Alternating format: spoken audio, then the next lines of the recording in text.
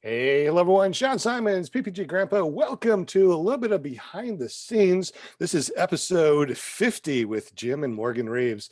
But before we actually get into that, since this is the behind the scenes, we got the whole gang here now, and we're going to be talking a little bit about our really cool t-shirt designs that we're going to be doing. And we are trying to discuss right now what these t-shirt designs are going to be. Now, don't tell anybody because this is all private, just between you and I. Don't let the whole world know. We got about 5 minutes before the show. If you want to skip this, go ahead and skip forward 5 minutes and we'll be on our live show at episode 50 on ClearPropTV.com. All right, guys. So we got one of the shirts. We're going to call it Hey, comma, I Got a Bail. That's going to be a great ClearProp TV shirt. What did you just say, Brian? Wing it? We're going to wing it? How are we going to phrase that on a shirt? Yeah, we'll just wing it. We'll just wing it. Just wing it.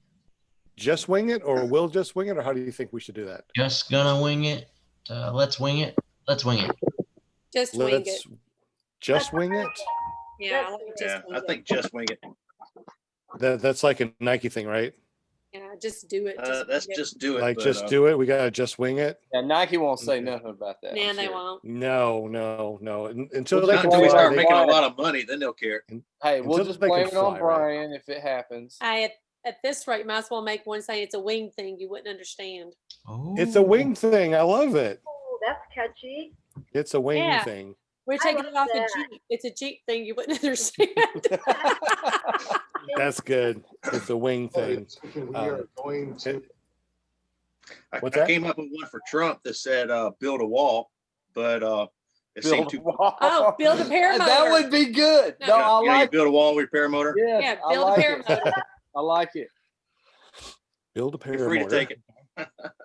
Yeah. So if you guys are listening to this on your favorite podcast app, do me a favor and do a quick review. Of course, give us 5 stars, but let us know in your review what t-shirt designs we should do and what they should say. Also, go to ClearPropTV.com and let us know there too, because we want to know what you think. Also, if you just want to listen to us, just go to paratalk.org, leave us a comment down there. We will get back with you, of course. What other cool t-shirt designs can we do? How about designs and anything that we can think of as far as designs, as far as sayings? Yeah, I can't give you none of my ClearPropTV.com. t-shirt design ideas because I have to use those myself. Sorry. He's got some. Well, good we're ones. not going to copy yours. He's got some good ones. Yeah. We got some right here, actually. We got from Paraswag USA.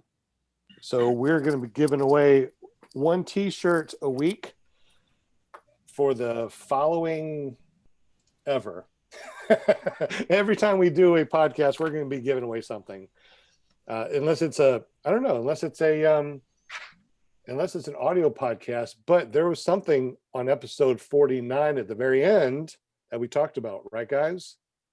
Yep. So if you want to listen to episode 49, there is something there towards the end that we are giving away only for the people. You might want to turn that sideways. Only for the people that listen to it. Was that wrong? was Cameron. It was only 4 hours long, so good thing you told me it was at the end. No, that was actually that was one of our shortest podcasts we've ever done. Oh, was it? It was only what? It was only like 50 minutes? Okay. Yeah. 50 minutes. It was just Yeah, short. because Mark and Amy, they came down here or up and hung out with me, and we went flying. Had a really good time, and something really interesting happened, and we're not going to tell you what happened. Yeah, put your earplug. There I am.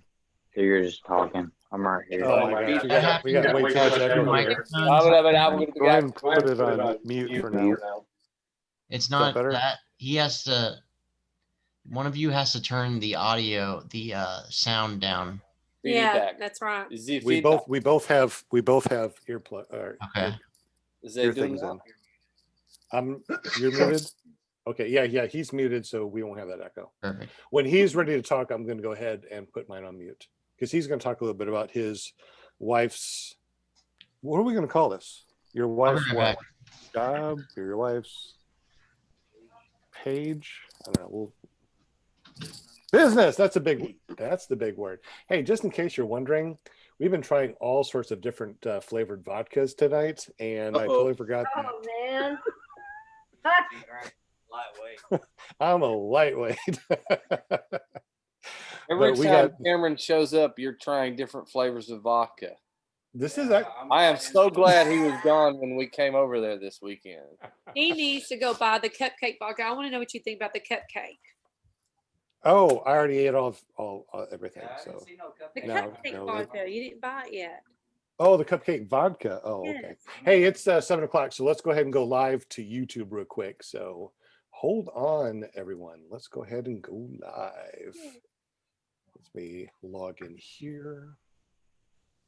And just so you know, if you're listening to this, you're probably hearing some really cool stuff in the background, because only people that listen to it hear the really cool stuff in the background.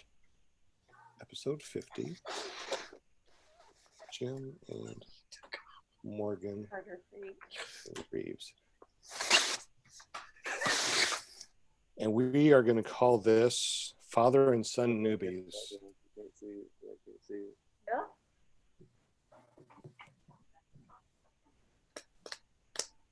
Getting the pom-pom warmed up. All right, so we're going to call this episode 50, Father and Son Paramotor Newbies with Jim and Morgan Reeves, Reeves, correct? Guys? Yes. Okay. We're going live. We're going live. Preparing the live stream. I love vodka. The only thing I can drink without having a hangover. And I think that we are we live? We are live? We are live. Sweet. Hello, everyone, and welcome to this week's Paramotor podcast, ClearPropTV. My name is Sean Simons, PPG Grandpa. Welcome. Did I say episode 50 already? Do you believe it? It's episode 50. That is unbelievable. I'm impressed. We started off this year with just doing a single interview with over the phone, using a microphone on my phone and an iPad. Had the phone on speaker and the iPad recorded it. That's how we started. And here we are doing Zoom with a bunch of people, panels, and all sorts of fun stuff. Welcome everybody. I cannot believe this is going to be the last one of the year, episode 50 in 2020. Hopefully 2021 is going to be so much better. And let me introduce to you real quick the panel. As always, we got Linda Anderson, our cheerleader. Woot, woot, cheerleader. You got the pom-poms and everything. Do you got a .com that you want to spit out there real quick for the whole world to know about? What's a .com you can throw out there to the whole world, Linda? Oh my gosh. I'm the paramount of Robert Michaels, who does the paraglidingtalk.com. He is my paraglider and soon to be Paramotor. All right. So, Paramotor Nation with Jim. Yeah. woot, woot, woot. That'd be All awesome. right. Yeah. We also have Brian Haybale Waller. What's up, Brian Haybale Waller? Hold on, guys. Do you Just have any another day, .coms you want to drop out there and let people know about? Oh, yeah, this.com. ClearPropTV.com. You don't. No, You don't have any of your I don't own. have my We own need- website. You can we find need me to on get you YouTube. Brian I've been HayBaleWaller.com. We Brian Waller. really need to. Yeah, maybe one day. I just put out That'd be videos for the awesome. fun of it, man. I'm not in it for the money. You can have a .com and not have it for the money. It's just easier to find you.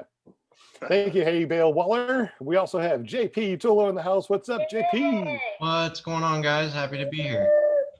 Always. JP is our pleasure. IT tech, but he's not in his own place. So I don't know if he can IT this place or not. I'm working on it and doing my best. So bear with me tonight. Okay. We Doing love your it. best. That's all we can ask for. Yeah. We also have Kevin Can Fly at kevincanfly.com in the house. What's up, brother? Oh, you Just enjoying life post Christmas, trying to get the house back together, get all the cardboard and plastic shell containers organized and broke down because got to save the planet. Absolutely. We got a really interesting show, really fun show tonight. We have Jim Reeves and his son Morgan Reeves that we're going to talk to tonight. But before we do, we're going to get a word in from our sponsors tonight. Our sponsors are Mark and Amy George from Paraswag USA and Parachick Pies. Mark, tell us 30 seconds about your Paraswag USA real quick.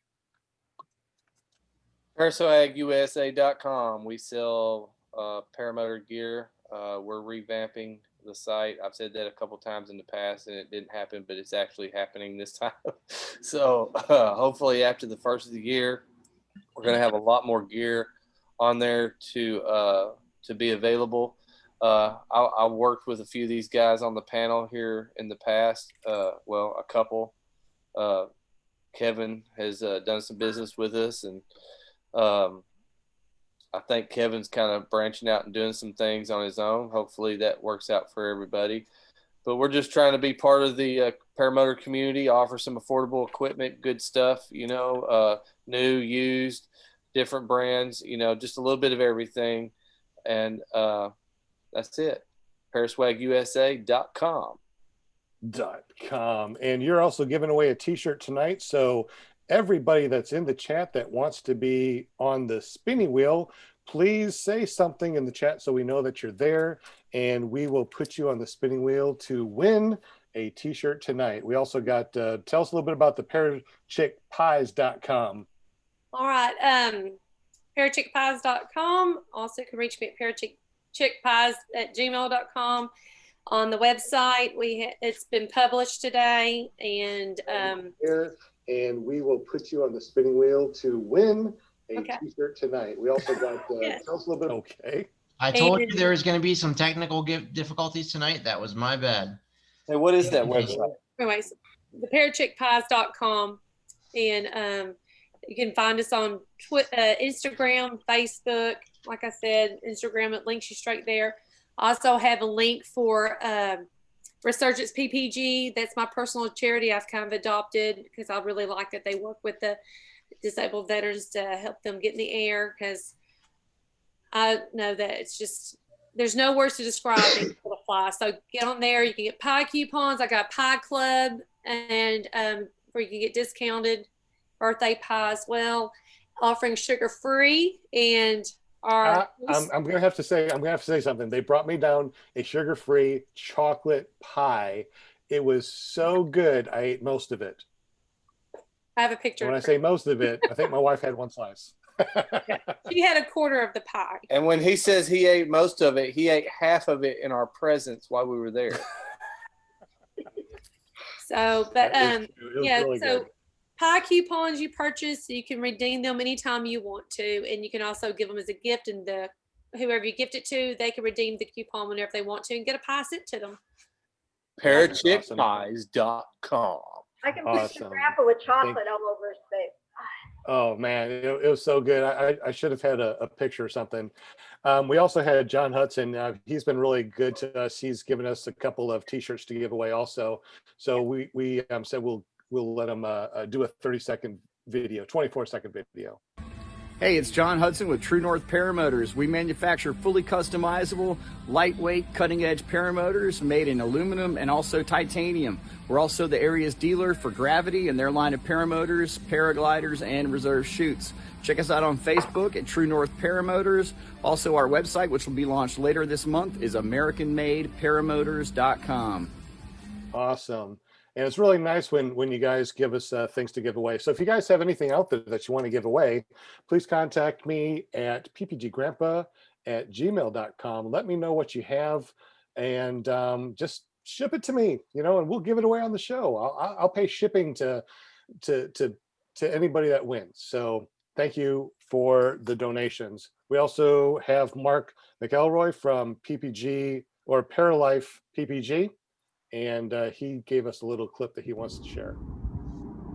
Hey there, this is Mark Mcelroy with Paralife PPG. Come visit us on our YouTube channel, Paralife PPG, or on our website at paralifeppg.com to see our selection of t-shirts, cups, and decals. Fly safe and God bless. I tell you what, it's really nice having so many people that are part of this community. Want to also let you guys know too, if you want to be on the show, hashtag your video that you have, maybe have a crash video that you want to talk about or something, hashtag it ClearPropTV, and we'll definitely find it, and we'll get you on here. We also have a merch store if you didn't know about it, iloveppg.com. But now what we want to do is talk to you with Jim and Morgan Reeves. He is, they are, you know what? I almost forgot my son. Son, I am so sorry. I am so sorry. His wife is putting together a store, doing really well and doing t-shirts. Do you want to talk about it real quick? I'll put me on mute so you can talk about it.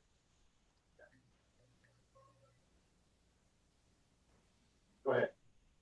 What's up, guys? I'm Cameron Dixon. You can find me on YouTube at Dragon Campers, or you can go to www.dragoncampers.com. I made a short video of my wife of what she does. She mostly does kids' bows and boutique type of clothing, but she can also make custom t-shirts and window decals as well. Sean's about to play it right now, so just message her. You can find her on Facebook at Classic Creations, and she's getting started off. She's been with business for about a year or so right now. Awesome. I'm sorry, I won't be able to do that. Oops, I'm still muted. Something's going on with my you want to mute yours? Something's going on with my internet. I can't pull it up. But anyways, check it out. I will put in the description down below. Anyway, so with no further ado, thank you very much, Jim and Morgan, for waiting for us to go through all this stuff. This is all about you now, and we appreciate you being here. Welcome, Jim, and welcome, Morgan. Thank you. Thank you very much. Thank you. Thank you very much. This is the father and son Paramotor Newbies. And if Brian can take it away, he's going to co-host as I make sure that our link here to this live chat goes to everywhere on the internet. So Brian, co-host, take her away.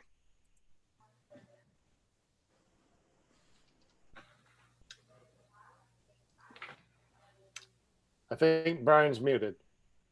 Yes. Can you hear me now? There we go. Welcome, Jim, Morgan. Appreciate y'all guys coming on the show. It was good meeting you a couple weeks ago down at Aviator. One of my favorite places to visit ever. And every time I go down there, I just meet incredible talented people. The instructors are just awesome. But we're interested in hearing your story tonight.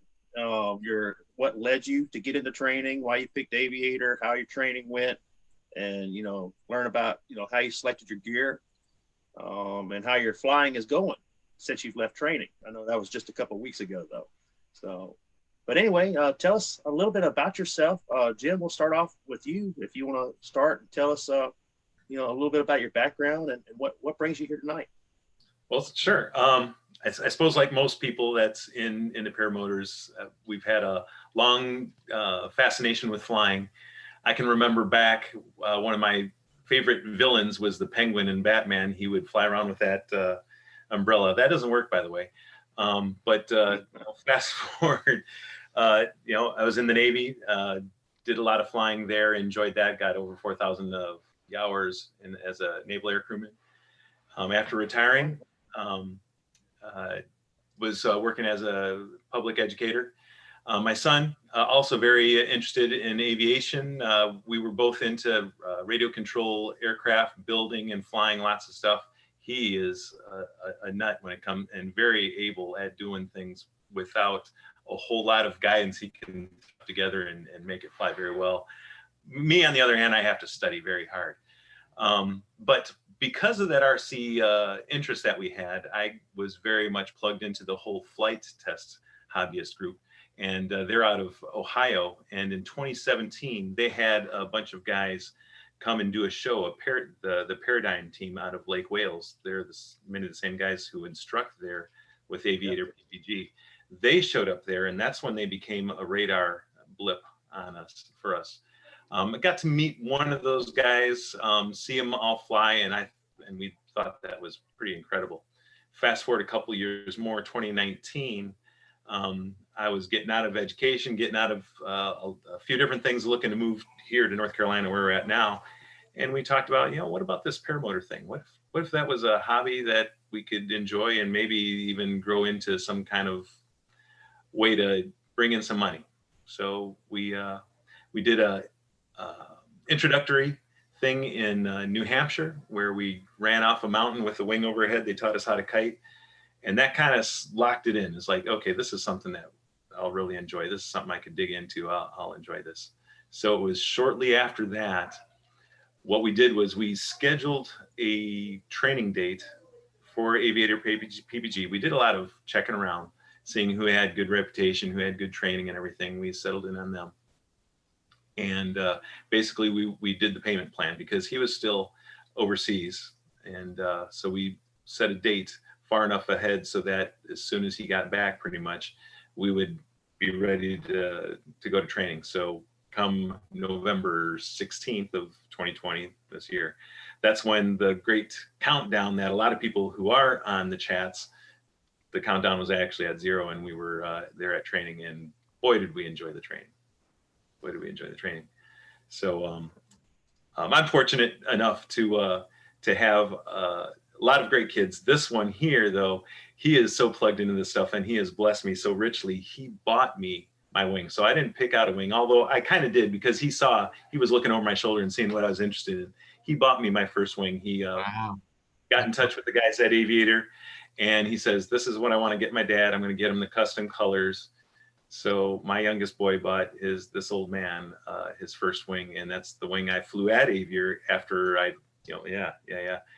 And so I'm enjoying that. And so now I went and bought myself a paramotor before I left there, brought that back. I'm still getting that together. I finally got it started for the first time last night. Still working out the whole mixture issue there and what's going on there, but looking forward to getting that together. That's a gravity defiant paramotor, by the way. So I got a question, Jim. When and where did you get your first wing, your very first wing? Good question. I am so sorry. My apologies. So my son, he's over there, and we're like, we've got a long time. What are we going to do with all this time that we got?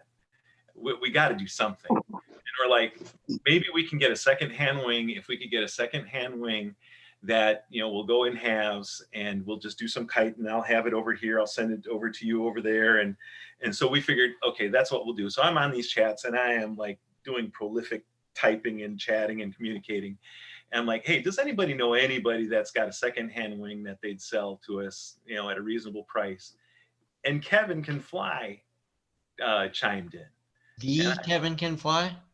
The Kevin Can Fly, yeah. Holy moly, you I've know heard of him? this guy. He's pretty famous. I've heard of him. Wow. So I had not heard of him. I didn't know who he was or anything. Tell me about how you pay with this not PayPal, but some other thing. Maybe it was PayPal. I don't remember. Some other thing that was not cash, something that an old guy like me would know about. Cash App. So he said, hey, I've got an old Volt, Air Design Volt. I'll sell you. It's a higher rated wing. You shouldn't be flying with it, but it would be something for you to really develop some skills. And since I don't have a big, deep pocketbook, I'm like, you know what? I'll be happy to pay in frustration what I don't want to pay in money. So we went in halves. We bought it, and he sent it out to me from Oregon, right? Yep. Out to Maine. And from then on, we spent a good deal of that year just working on getting that, until he Morgan bought me my own wing, and then he took that one home after he was visiting. And so we spent a good portion of that year just working our ground skills. So when it came to us being at Aviator, we were all over that kiting thing and the towing that I had down. So that gives you a huge advantage. So thank you again, Kevin. You're a great person. You've been a great help and encouragement all along the way, not just that, by the way. Did spending 200 days playing with that rag get you at least into the ballpark of where you wanted to be with it? Absolutely, absolutely. In fact, before we ever went to, and we've got videos, Morgan, we were out at Cape Hatteras with our wings, and with your wing first, that was the first thing, everything we wanted to do, we would beat up with that wing first. So we weren't too worried about it because we didn't spend a whole lot on it. But because that the first wing that we were getting each other off the ground, like doing some hand towing, was with that wing. The first time that Morgan was doing any kind of slope soaring was on that wing. Well, so I guess we did do a little bit of flying, but it was fun. And that's the whole point, though. You know, you feel the lines get associated with how to clip in, how to associate the wing with your body, and just to start feeling the dance. And if you guys manage to do it on a $400 wing, then you know, right. And a dance is a good analogy because there is things that the wing does, and you can lead it, and it can do what it kind of wants to do. But I mean, there is a dance going on, and when you start developing that muscle memory and seeing what it's doing and know how to react so that you can dance with it properly, then I mean, I thought that was huge. And for someone like me, that things like this do not come naturally, I needed a lot of that extra work. I needed that homework to get me up to anywhere close to Morgan's type of skills, because he can kind of look at it and says, yeah, I got that. And then it just makes it happen. Hey, I'm curious what wing he bought you. He bought me a Ozone Kona. It's not the Kona 2 that's out now, it's the Kona 1. And he got me custom colors, that's an extra expense too. So, you know, I'm blessed with great kids, and Morgan is, wow, one great kid. That's a really good dual purpose wing. If you want to go free fly that wing, you can free fly that wing. It does really well at it. Because of all the stuff I was doing on the chats, that was one of the things that was very attractive. Free flying is still very attractive to me. And that was one of those wings that's like had that dual purpose. You can do both with it. So you keep saying what a great kid he was. I'm wondering if he wouldn't have gotten you that wing, would he still be a great kid? Ooh. Ooh, I see what you did there. And that brings up the question. He has blessed me in many ways, both before that and since that. So yes. Now that he's big enough to win in a fight, I have to say yes.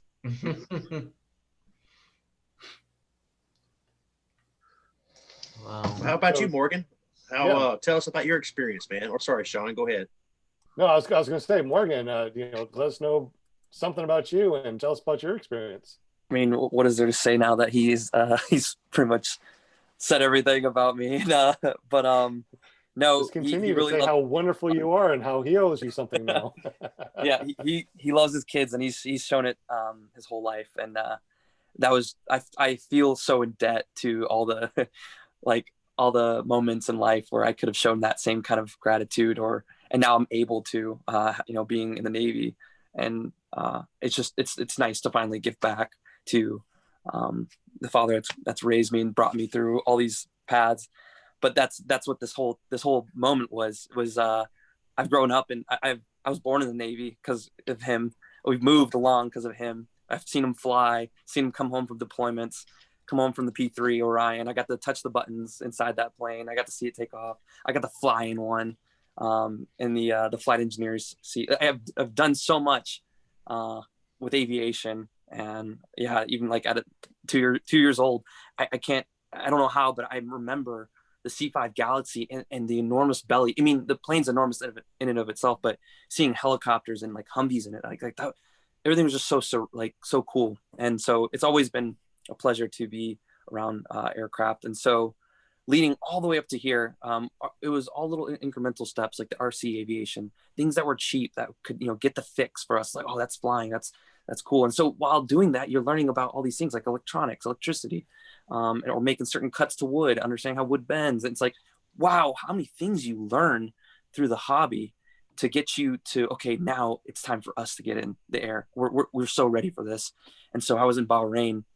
I also have friends that I grew up with that are just itching to fly as well. And they're actually both in the Navy as well. One's a naval flight officer for C2 Greyhounds, and the other one's a 60 pilot. And so same thing, that they're itching to fly, but one's doing it as a career, and he just loves going back to paramotoring. He says it's way more fun. And so, but before there, you know, my father and I were talking about it. We've been talking about it. Like, hey, so are you thinking about doing this? He's like, yeah, that seems cool. And so we're thinking about a year out. So anything could happen. So I'm like, yeah, write my name down. Let's just, put it down. And so, yeah, paying it off, weekly, seeing like, oh, $70. What does that just go to? Cause I'm doing this like week, like, I keep forgetting. I'm like, that's right. And then eventually November comes up, it's all paid off for. And I'm like, yeah, we're going to Florida. That's right. Like, this is happening. But meantime, I'm messing around with this wing whenever I can, which is when like there's moments or countries that don't allow certain things, and like kite, just regular kite, like like a one line kite in Bahrain, they just don't allow that anywhere. So they're not going to allow me to fly this giant paraglider. They're going to flag the police. Police is going to come down and say, no, you can't do that. And I'm going to get my hand slapped. So for the whole time I was in Bahrain, I couldn't do any of that. So I can only do that when I was on leave. And I try to take as much advantage of that wing. By the way, thank you so much, Kevin. That wing's got such a history with me, and it's kind of a baby of mine, but like I get to beat up too. So it's really, really fun. And it's like having that first car you don't care about. Like, you love it, but you don't care about it. You're like, oh, right. You put a scratch, you're like, fuck, more character. Oh yeah. and you get to learn it too. Like all the little stuff, like, oh, this kind of a weight shift actually has this kind of effect on this wing, and actually pulling this much brake has that kind of, so it's like, it's very like, it intimately. And so it's like, you're very comfortable with it. And so I just started liking air design, and that volt, I was like, oh, I just want that. And I'm like, oh, it's not really what you want for a first wing. So I'm like, okay, I got to figure something out. So which leads to the wing I got is a Charger by Mac Para. Those friends I were talking about, they met Joe Hall in Pennsylvania. I don't know if anybody's familiar with Joe Hall, but apparently he's a big guy over there in Pennsylvania and selling Chargers and, giving people training. And so I was just like, okay, let me do the research. And then I trust them like so much. And so they recommended the Charger. I got to like kite the Charger a lot, and I was really loving it. And so he sold it to me at a good price. And I was like, yeah, I'd like that. And cause he was using one, and I was like, okay, I'll buy that at a discounted price. And I thought that was really cool of him. And so that's why I got the Charger. I do love the Ozones. I was, really itching at the Spiders and, the Roadster. Like, those were all really fun to fly. But I'm flying the Charger right now. I know I jumped around with the timeline, but Bahrain, came back. I'm on my terminal leave. We go to Aviator.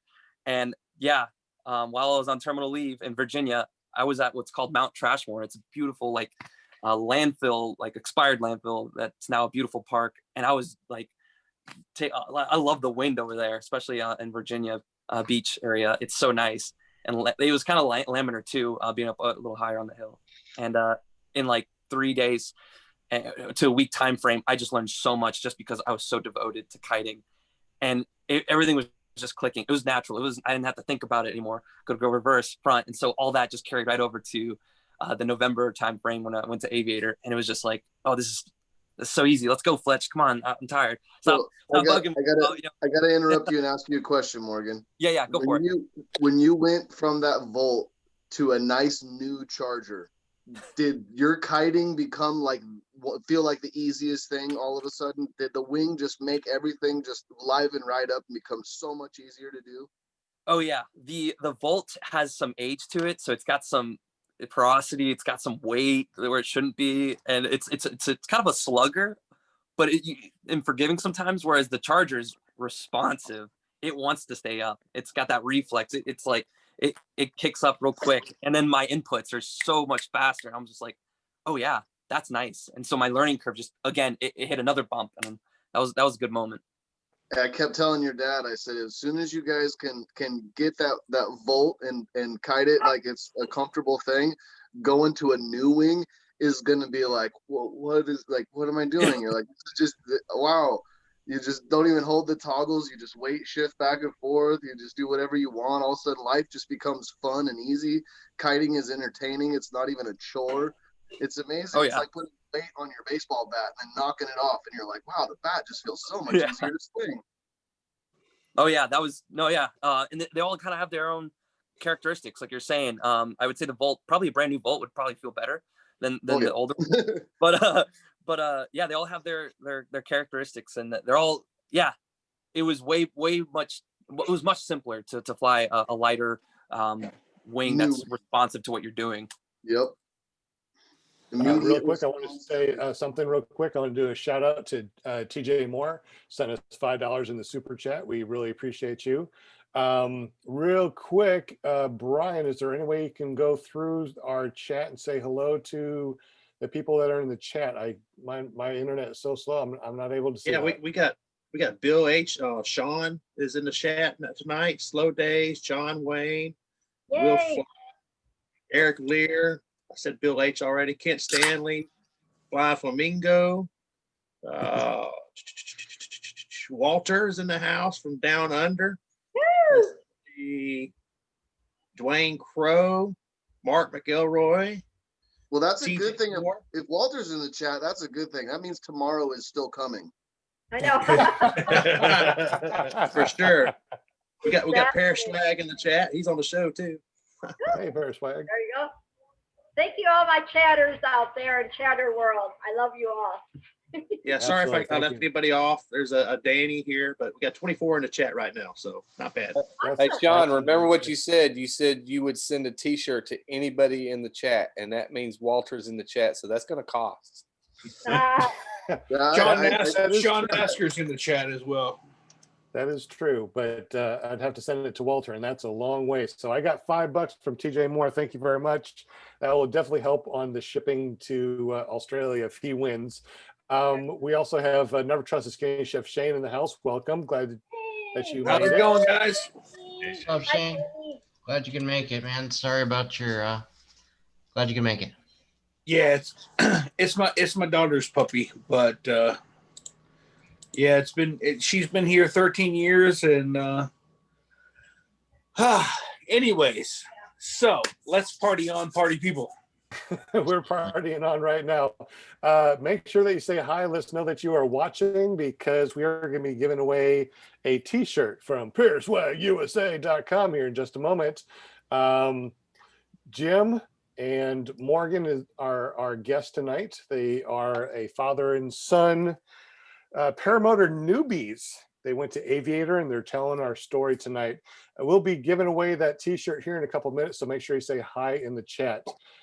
Jim, tell us about that first time that you made it up in the air. You did your solo already, right? And how many times have you flown so far? Well, okay, so it depends on how you define that first. So we did our introductory thing in New Hampshire back in July of 2019. That's where we ran off and just did a coast kind of little ride down. That was exciting. You know, you could hear me probably miles away cheering out how great that was. First time we got off the ground in our towing, that was great. In fact, there at Aviator Paramotor, they did, I think they said for the first time, they allowed Morgan and I to actually release from the tow while we were up. Really?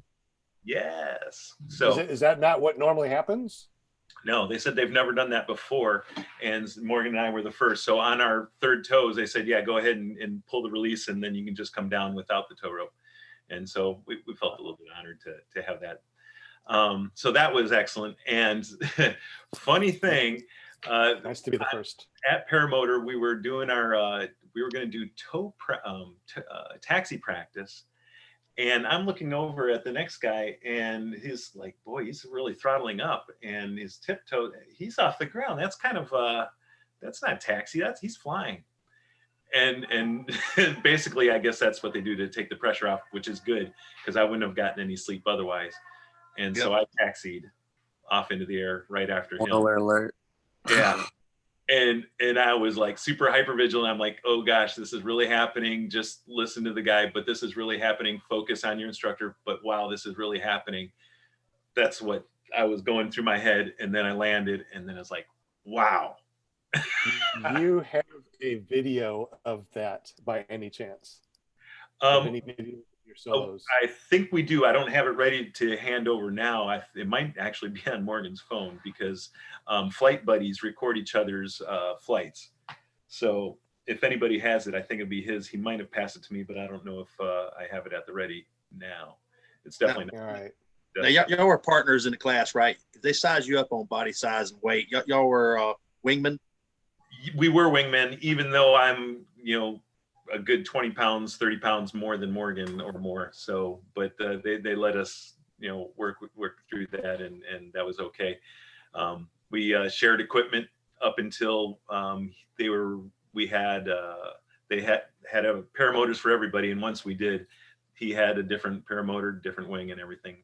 Before we go on, I just want to do one other bit of gratitude. Thanks for how we got into this. When we were thinking about this back in July of 2019, my wife was visiting family. She's from Spain. She was in Spain. And of course, I had to run this by her because this is a major life change, right? So I'm saying, hey, honey, your son and I, we're thinking about this whole paramotor thing. And if it pans out, there would be possibilities for us stateside here, of course, because it looks like it's a sport that's still growing. And there's also something that they do there in Spain.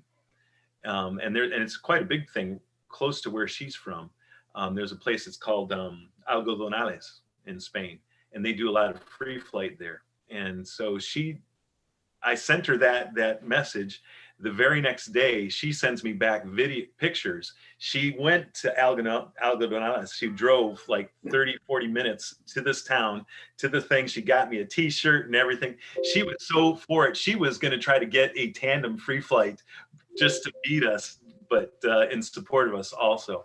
So I thought that was just like such a gem and such a way Did to she give get you a nice big life insurance policy too, along with all that? Because I'd be a little bit.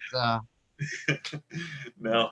No, just teasing. That's awesome to have the support of your significant other, man. I can't. Yeah, in fact, she has very little interest in the sport otherwise. But when it came down to the countdown, and we were driving, we sold our place in Maine. The very next day, we were coming down to North Carolina. We did all our house hunting. We did that for a few weeks. We closed on the house. The very next morning, we're driving down to Lake Wales. And she was getting enthused, even though she really has no interest in flying. So I'm just very really blessed awesome to have a wife that gave me that support. And even yesterday, when I finally got that motor started, she's like, I really hope you get that thing started. I really want it just for you. And so, it was nice to have that support. That's awesome. Yeah. Very That cool. is really awesome. That is so awesome. I wonder, Morgan, are you still there? Do you have any of these solo videos on your phone that you can share? For some reason, I was the sole person like recording all these videos, and I'd posted them on the WhatsApp group. But for his videos, since I airdropped it to him, and I clear my memory stuff real quick, so I don't have it. I know he has it because I definitely airdropped it to him. But I got other stuff from other students, just not of me. Oh my goodness. All right. We'll definitely need to see some of those. I know that you got a .com, Jim. What's the .com and what's going to be on that? So the .com that I did was way back when we decided this. I said, you know what, I'm going to do something. I don't know what's going to be on there. So it's more of a placeholder than anything, but it's a placeholder that says, this is what I'm about if this is going to be something. So, I'm a guy who likes to serve. And I'm a man who is big in my faith, my family, and my friends, and that's what I want to be about. So if there's a niche that I can fit into, not to be a competitor, but more of someone who can complement or contribute to the sport, that's why I got it there. I don't know that it'll develop into something, but it's there in case it does. It's funny, and I also got a YouTube channel. Now it's funny because the website somehow is worth money, even though I haven't posted anything. And somehow my YouTube channel, I think I have 8 or 11 subscribers, even though I have yet to post a single video. Bots. What is the site, Jim? Angel Wings Paramotor.com. Paramotor, no S. Angel Wings Paramotor.com. Very cool. Very cool. There it is. Hey, I know those guys. That was Morningside PPG, by the way, that we went to for the paragliding intro. Okay. Oh yeah, over New Hampshire. Very, very cool. Hey, I want to go back and ask Jim about his taxi that he did at Aviator for his first flight. Did you have no idea that you were going to be getting your first flight in that day? No one could believe that I, who am on so many of these videos and so many chats, was so unaware that we were actually going to taxi into the air. So I had no idea, and I slept really well that night. Not every night I had slept so well, but that night I slept well, and I'm like, oh wow, we're doing this. And so no, I had no idea. It did catch me by surprise, and it was a good thing, because I would have been beside myself, just not getting sleep, and so that was a good thing. Yeah, that's pretty cool. They pulled that same trick on me, and I had not seen a bunch of people's videos of going through Aviator, other than the videos that Aviator put out themselves. And so that was pretty cool. I had no idea we were going to fly that day. I thought we were just going to practice taxiing, and then of course the first guy goes up, and it's on then. So I can tell you from an instructor's standpoint, if we work with a student and we have them in the mind frame that they're going to taxi, then their mental state is controlling the wing on the ground and not getting into the air. That's not the mental process. And so as an instructor, and this is probably as you experience, so you get a good inflation, you get good control, and then they just start walking you into more power till you're full power, and then all of a sudden you're flying. And you do it and you look back and you go, holy smokes, I didn't realize that I was even that committed to it, because your brain was working through incrementally. If we tell somebody they're going to fly, they'll inflate the wing, and then they commit to power, and they'll take off in an oscillation. They'll sit down too soon. So working through that taxi phase really reassures the control aspect. And then your takeoff is generally nice and smooth, because if your taxi isn't, then they just shut you down and you reset the wing and start over. So it's just an incremental phase, but that's the way we do it. At least that's the way I do it. And it's, I learned it from other folks. It's not my way of method, but that's the method for it. And it seems to work really well. It keeps people in a calm state. And like I tell most people, this sport is probably like when they talk about football, it's like it's 80% mental and 20% physical. Your mental status is paramount for your success. When you start to get frustrated or overwhelmed or flustered, you start to make mistakes, you start to make bad decisions. When you stay calm and methodical and work through it step by step, everything goes easy. And then after you've done it 20 plus times, it becomes routine. And then after routine, it just becomes something you do second nature. So it's just a long marathon process of enjoying the education. And it sounds like you guys have been doing a phenomenal job of that part of it. So there's a question in the chat about your Dinkies, Garcia. He wants to know from Jim what it was like to see your son take flight for the first time. I love my kids so much. And yeah. Morgan's got it right. It was so exhilarating to get up in the air myself. And so I came around and I landed, exhilarating. But to see my son, I did get teary-eyed. And it reminded me when I first saw him run track when he was in junior high. He was running, and I didn't see a little kid running. I saw a young man running. And the pride and the good feelings were just like coming out of my eyes. So that's what I saw there also at Lake Wales was, it's like, here we are, we're doing this father and son thing, and here's him having his success story running off into the air, and it's so cool. So all the flying that we've done, the best flying, if any flying at all, happens usually when we're together. All the RC flying that we would do, it would be together. And usually when he's out of town, I hardly ever flew. I did once in a while, but when he's in town, that's when the flying really happens. Because, if you're going to do something alone, not near as fun as doing it and having that fellowship with somebody else, and who better than someone in your family or your own son. Wow. I got a flip side to that question. Morgan, how did it feel to see your dad fly into the air the first time? And Here we how'd you go. feel when he made it safely on the ground?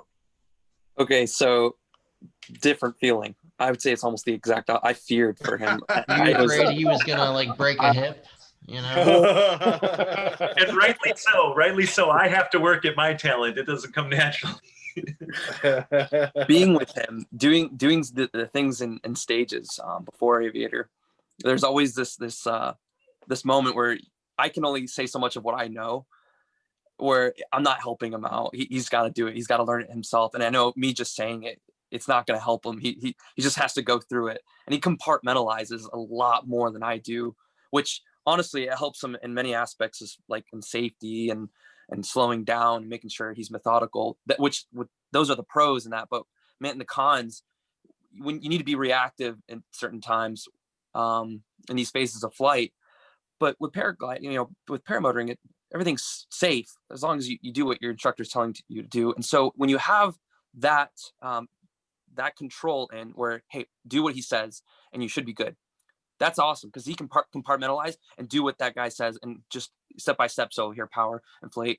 And so he's trying not to focus on what's actually happening and more on what the instructor is saying. And so that was one of the greatest advantages for him, because if he was to do that on his own, I think he'd be stuck on either one thing, like maybe pulling. Oh, why is he falling? Because I remember when he'd be falling, and what everybody wants to do is when they fall, they put their hand up, they catch themselves, and then they end up dumping it even more. And so I feared that was going to happen. And so the feeling of fear was the first thing I saw when he took off. I'm like, all right, just keep giving power is all I could think of. Like, just keep giving it power and keep listening to the instructor. And then when he was up there, the emotional feeling happened when we were both in the air. And then I saw him coming up underneath me. And that's when I was just tickled. It was just tickled beyond imagine. I'm like, we're doing it. This is it. And I'm kind of almost ignoring the instructor at this point. Just like, oh, let us do our thing. And then, but yeah, super excited and thrilled to be up in the air with my dad. At that point, that was fun. And did you have comms between the two of you? We had accessibility to comms, but we were more in our training phase, so we weren't pressing buttons. We were just keeping our hands up at our ears and toggling. All right, guys, it is 7:46 right now, 45 minutes into our podcast. So we're going to give away a shirt from paraswagusa.com. We have two different shirts today. Actually, Cameron, if you want to show that on your side, on your screen, you should probably be able to see it a little bit better since I have a virtual background. And we are going to spotlight him real quick. You ready? Boom. So we have this one from Paraswag USA, has a pocket up front. Nice. And on the back, what does it show? Fly latte. Fly a latte from paraswagusa.com. Fly high, fly free. Now we have that in what, a large, or is that a large? It's extra large. Extra large? Oh, that must be mine. I've got a large. Oh, so we got a large. We got a large and an extra large available. We also have this one. If you want to show this one, I think this one's different. There's also. Oh yeah. And for every shirt that we give away, we're also going to be giving away a sticker, Paraswag USA. I heard there was some of those kind of stuff coming towards me, but I haven't seen anything yet. So we got. What's the other one? Hey, we dropped it all off at Sean's house, Shane. Yeah, I'll never see it then. We got this really nice one, Fly or Die. Is there anything underneath of it? What size is that shirt right there? What size is that shirt? Is that a large? You know, anything that you had extra large, I'm keeping.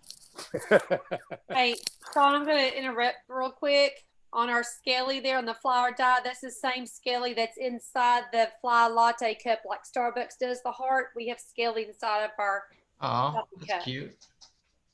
You couldn't really see it on the Yeah, that was a shirt very talented bistro, by the way. All right, good deal. All right, thank you, Mr. Cameron. So we're going to give away one of those two in size large, and one of them is an extra large. Just let us know when you win. Make sure you have to be present to win, by the way. So make sure that I'm here. I'm here ready to win. I'm here. All right. We got JP on the spinning wheel. And JP hates me. This is true. Right. This Are is you true. ready to spinning wheel, sir? And we actually have a bonus T-shirt that we're going to be giving away. We'll talk about that in just a moment. So stay tuned. How much time do you need to do the spinning wheel, Mr. JP? Oh, that was quick. That much time. Hey. All right, we have everybody on here. Does anyone not see their name? You got just a second to speak up in the chat. I'm pretty sure I got everyone though. Wish you could zoom in on there so we could see. I don't see me. Looks like it's gonna be a long way for that shirt, Shane. Yeah. I'm still waiting on the other stuff. I'm just what? What other stuff? Well, Mark Mcelroy, if you're listening, man, I have forgot about you. I'll get that shirt in the mail tomorrow, I promise. Oh, there so you go. let me tell you, I got to meet Mark's sister and brother-in-law this past weekend. Give me that red shirt down there. Cool.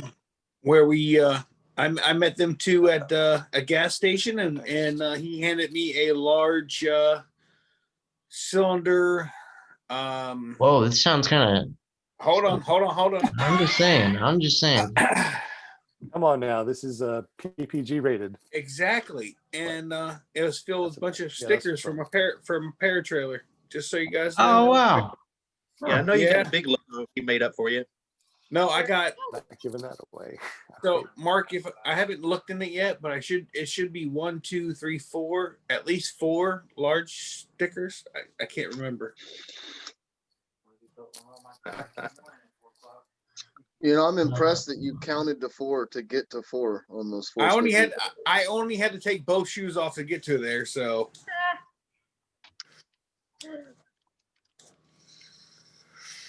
How long is this thing gonna spin for? We were making sure we got everyone, and apparently I missed Dwayne Crow. So yeah, I got you. I don't see anybody in the chat saying they're not on it.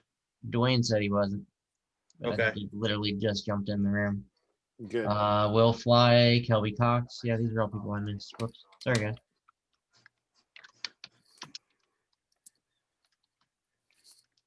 Jim, CR120. Yes. Dude, how's it how's it feel? I'm just saying. Is she on her phone or the computer? Everything is different. Everything is different now. So when we do when we shop for a house, you're looking to see if the yard is big enough to do you right. You're looking at power lines. You're looking at the neighborhood, where the power line's at, and you're checking the weather. Everything is different now. Yeah. So I've been in many chats with you, or chat in rooms or whatever. Yeah. Now that I've seen your video or seen you fly, I mean, is it anything like you thought it was going to be? All the videos that you've watched, did any of that help you before flight? I would say yes. Like I was saying before, Morgan's got natural ability. So, I mean, when it comes to physical stuff, he can do that, but I have to study, and I have to study hard. I'm really trying to understand the nuts and the bolts of everything that's going on, and why things happen when they happen.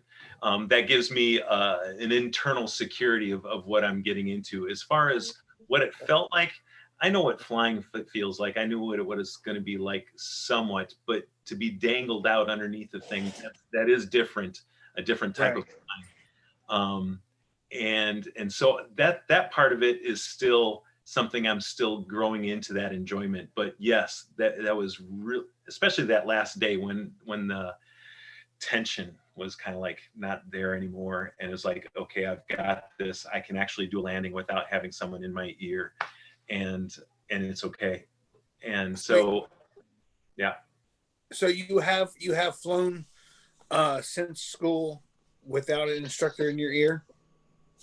Not since we left the school. The last couple days, they were backing off as far as talking me in on the landing.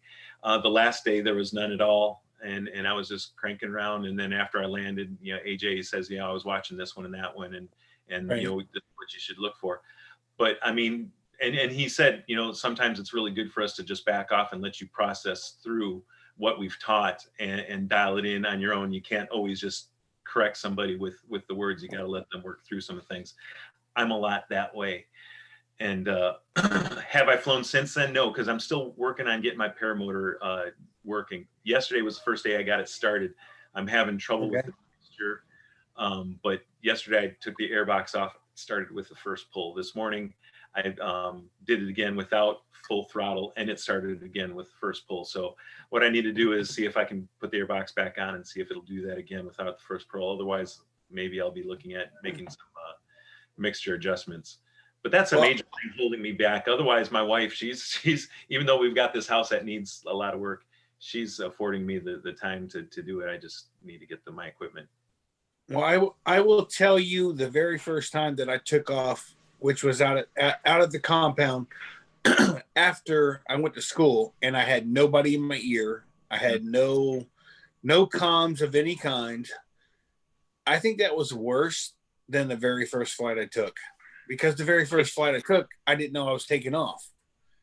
And now you know that you're setting up to take off. And for me, I mean, that was once you've done your first one with nobody in your ear and no one telling you what to do or correct, after that, it's a lot easier. Let me just say this, because I do so much digging and looking at the ins and outs of it, I think it stays pretty solid in my head on what I'm doing and why I'm doing it. Because if I ever need to, I think back. But I can tell you, I can still hear my instructor in my head, smooth, smooth to full, and going around, hands up, and just a little bit of pressure, all that stuff, and their things. So I mean, those words are still stuck in my head. So I think, and it's recent enough, I think we'll see. When I get that first flight, maybe I'll have something else to report. But well, I just found out that people that are watching this on their cell phone, they can't get to the super chat. Is that correct? No, you can set up the super chat on your phone.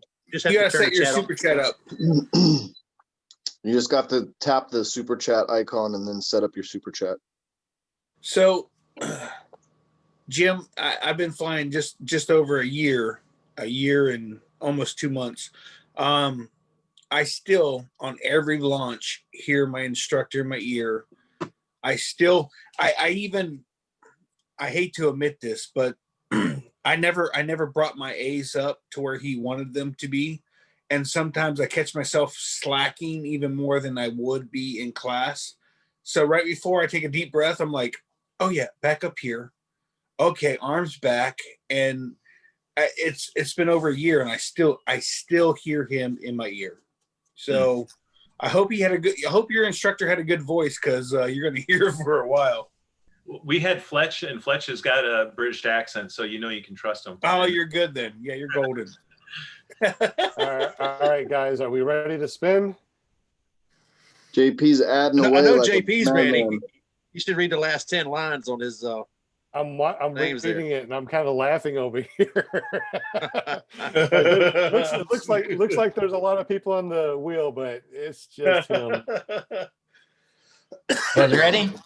If 3, 2, 1, do it. We are control enter. Here goes. So we're going to be spinning for a Paraswag USA t-shirt. We have those two that we showed. We have large and extra large. That's all we have as of this moment. If you want something other than that, you can actually talk with Mark and Amy over at Paraswag USA to see if they can get you your own size.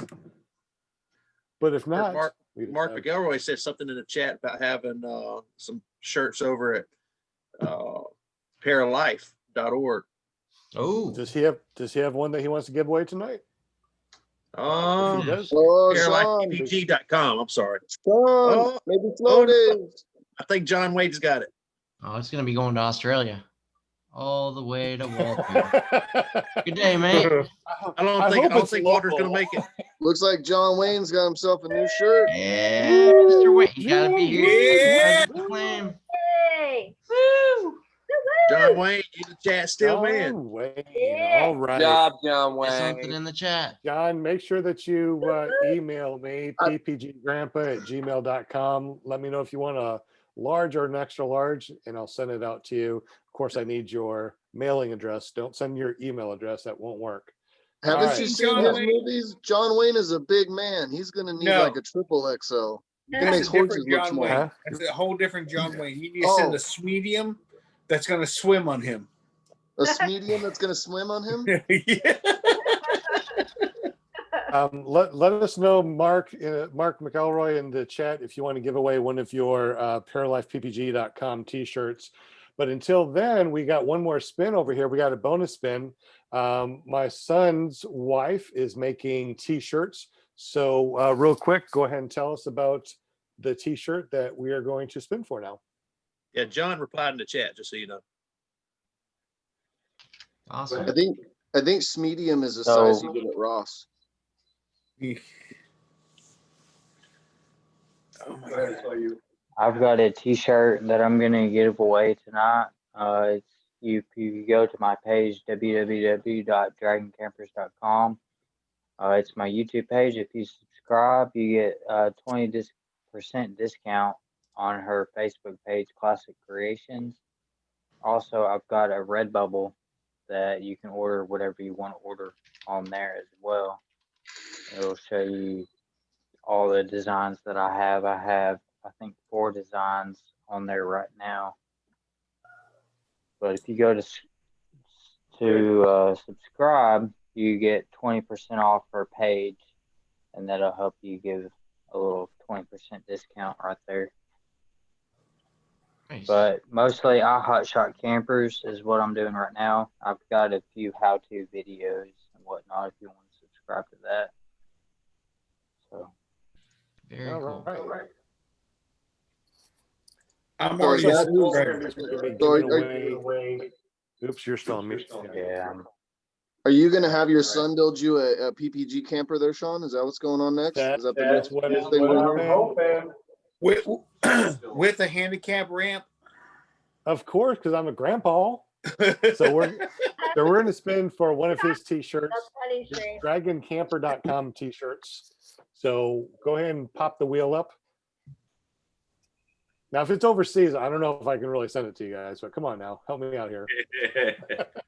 Hey, when Amy and I were over there, he was trying to figure out how he was gonna put his little scooter up to a wing and fly it.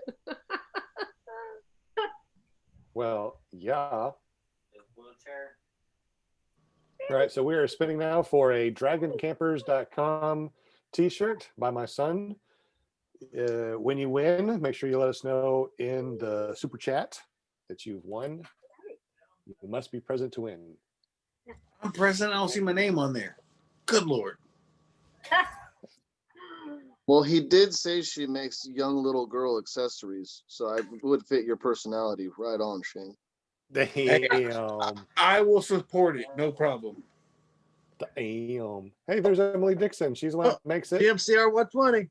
Oh, look, Jim's gonna win him a hair bow tie. Jim? Oh. Oh my Oh, God. TJ Not quite. Moore. Almost. Come on. No. TJ No. Moore is. Randy McCombs TJ. will win. It's all about the green. All about the green. No, TJ Moore. Well, TJ's Almost. gonna No, get It's it. gonna, No. it's gonna cross the TJ line. Moore. Boom, TJ Real Moore. close. Yay. Thank you for sending $5. That will help us Yeah, send nice. you the t-shirt. That'll hopefully cover the shipping, right? That covers the shipping. Thank you, sir. Congratulations. Yeah, I'm gonna leave this up till TJ says something, but he's been active, I think. Yeah, TJ, just send me an email, ppggrandpa@gmail.com. Let me know what size and your mailing address, please. And we totally appreciate you. Did Mark Mcelroy say yes, he wants to give away another t-shirt?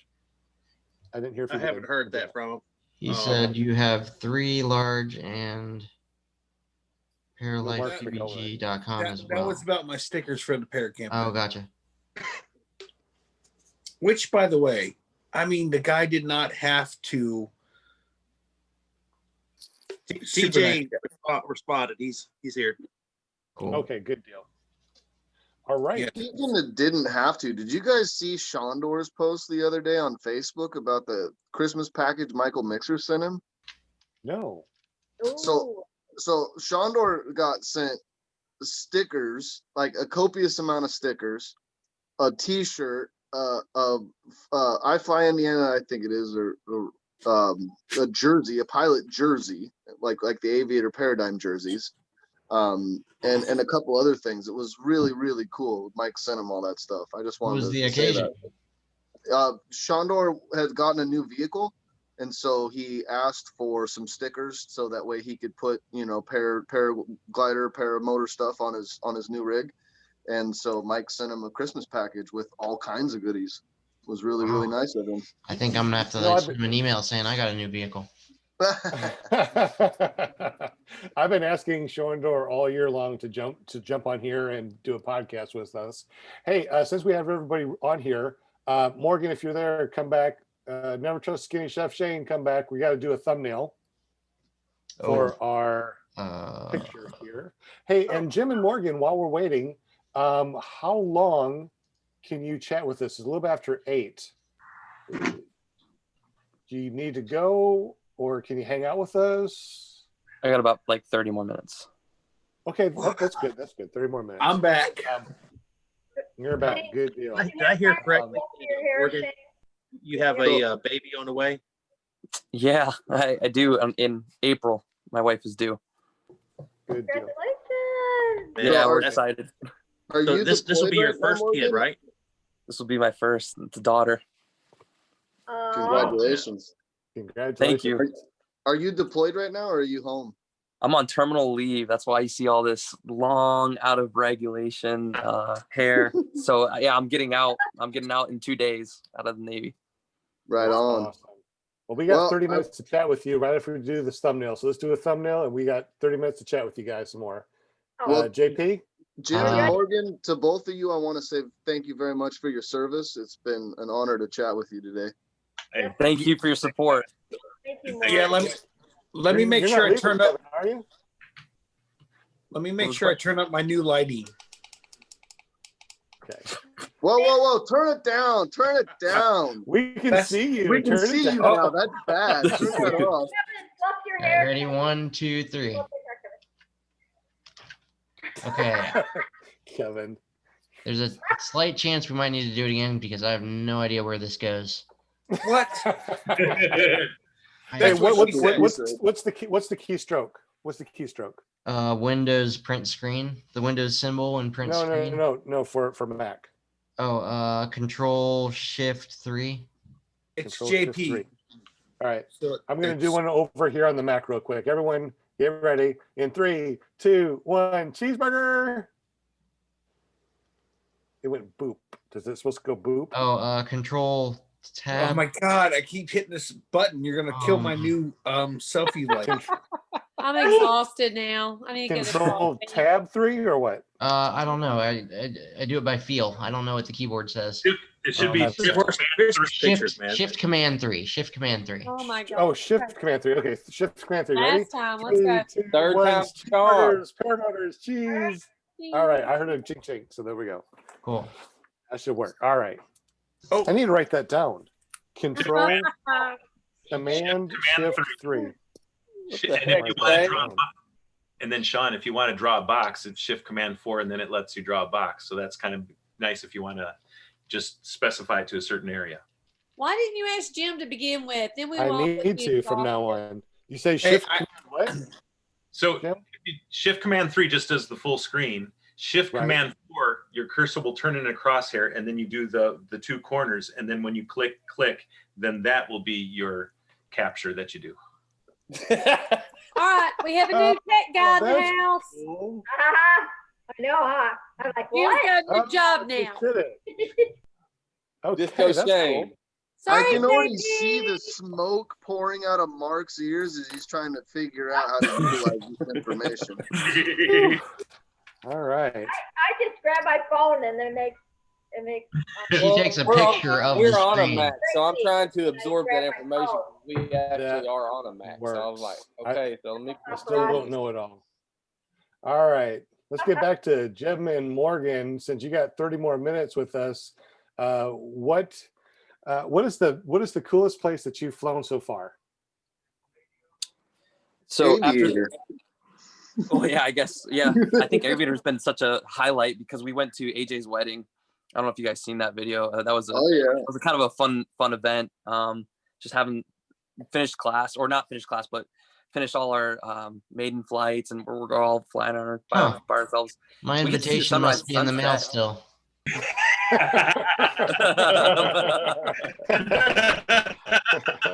Along with the shirt.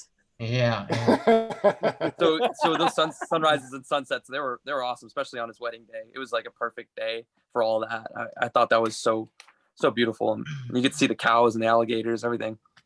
I've never been anywhere where you see such consistently good sunsets and sunrises as Aviator. It's like at least 3 out of 4 nights, man, you're gonna have something breathtaking. But that was a pretty cool ceremony, AJ and Beckina. No doubt, I was lucky to be there to see that too. And yeah, I actually had one of my first. Wait, you went too, Brian? Yeah.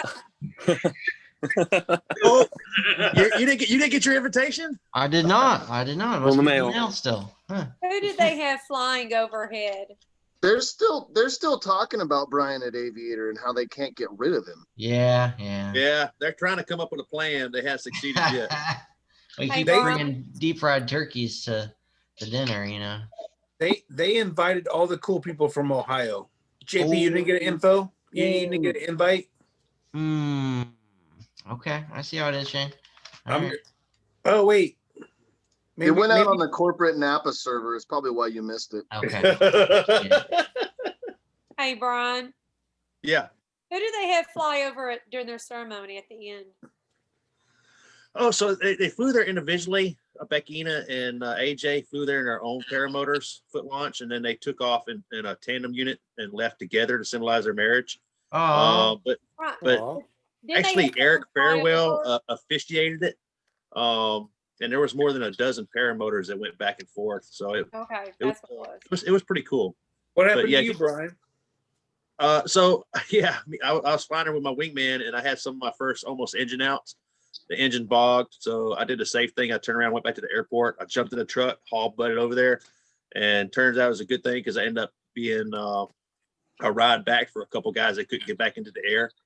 So that worked pretty good. Luckily, it was at the same place I was camping at the Suzanne Chalet. So that was really cool. But it was a cool thing to be a part of. If you go to Aviator Show's website, it's called Paramotor Wedding. Reese is a professional photographer. He did a really, really good job with it. Yeah, he got my totally not great landing where the wing came right down in front of me, just right there for everybody to see. But it was okay. I enjoyed that too. I have to agree with Morgan. That was one of the highlights of that was our cross country that we did. One other flight there was a couple other things that was special as far as flying. One, looking over and seeing your son on your side, that was really cool. There was another flight where we had an especially low cloud layer, and that was really cool because now you have another dimension that you're working with, and so that was really cool. It's like you go a little high, it's like, okay, my head is actually starting to get into the clouds. I'm gonna like stay below it. And it was just a few hundred feet up. So, Hey Jim, did you and Morgan venture over there to see the eagle's nest by chance? definitely, yes. That was like a daily thing. Go check out the eagles, see if you can see any alligators. Yeah, all that stuff. Oh yeah. Did you foot drag the canal? Not me. I'm not up to foot dragging yet. He's a foot dragging monster. I don't know if he did any out there, but not over water. Yeah. There was one day when there was a low mist, and I thought it was pretty cool to come down and just have a little bit of a wake in the mist. So that was kind of cool too. Yeah, that morning fog was pretty cool. So what paramotor do you have, Morgan? You said you fly in a Charger. What motor did you get? So I was kind of like that guy on Facebook just waiting for like a good deal to come out. And so I was like, oh man, I really don't want to go all out and spend like $8,000 on something when I saw like a $4,300 paramotor. So I'm that guy. But the gentleman I was talking to, Joey, he's actually, I think in Iowa, he was selling it like a brand new engine on his Volution 2. And this guy's a machinist, and he's redone this whole thing. And it's like the scary news that you don't want to buy from. You don't want to buy from people that like have totally customized their paramotor. But he's like sent me his whole, process in maintaining it, and I was like really stoked about it. I was like, this is awesome. It's only got 15 hours on it. It's been broken in, but it was the only hard thing about it was a MY18.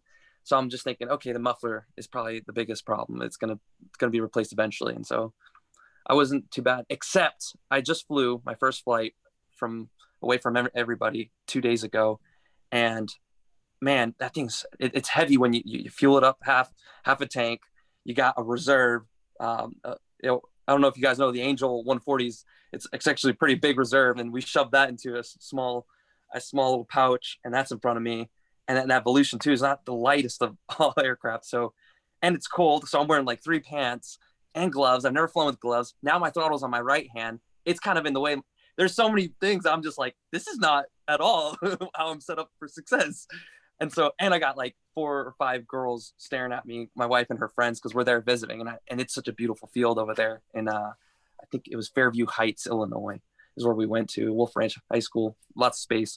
And I was just like, oh man. And so I did, I'm gonna do a practice run. So I do a little practice run, and I roll my ankle on one of these little mounds, these frozen mounds that this animal has created. There's tons of them, and I'm just like, wow. So I eat it. I face plant into the ground. I'm just thinking, man, I don't want to be holding the throttle right now. And so I tried to make sure my hand was open. And so I got back up, and I'm like, I gotta walk this off. And so but I'm like pumped up with adrenaline at the same time. I'm just like, oh man. So I don't feel it much, but I feel it, and I'm limping. And so, you can walk it off after 5 minutes. And so I go up, I hook in, and I just run it. I'm like, I'm just gonna go. I know what I can do. And so I get up, and then I'm flying for about 5 minutes. My hands are frozen, and it's just bad. I hate it. I'm like, this is not good. I'm not having a good time. I'm going to land. And so I land, and I've never botched a landing until my very first, by myself. And the moment I put my foot down, although the ankle just gave away, I'm just like, oh, I do have a video of that. I think I haven't sent it to the group chat, but I'll send it to you guys so you guys can check that out. Yeah, I think I did actually. Yeah, you sent that to the group chat. Yeah, that was the only landing I have not successsually. If I remember right, this is for your eyes only. So I for your eyes only. That's not something that we put out there. So I understand. That's cool. But yeah, I saw it. No, I had a buddy of mine do the exact opposite. He took off just fine, but on the way in, he caught one of those molehills, and it wound up breaking his ankle. Oh, I would say that's worse. That's a lot worse. That sucks. That It hurt. looked just like yours, Brian. The X-rays looked exactly like your ankle. Hanging sideways and dangling. Well, I didn't see the foot. I just saw the X-ray, but his X-rays looked exactly like yours. The plate, the screws. I mean, it looked almost identical. Yeah. Well, my question may have already been answered, but I've been listening and waiting. But I wanted to ask Morgan and Jill, what is the most nerve-wracking experience you've had when you first started flying? You first, Dad. Okay, so I guess as they were doing more hands off, and I'm working on my landings. There was one landing that I had that I was coming over the actual runway, and it wasn't real dicey, and it wasn't.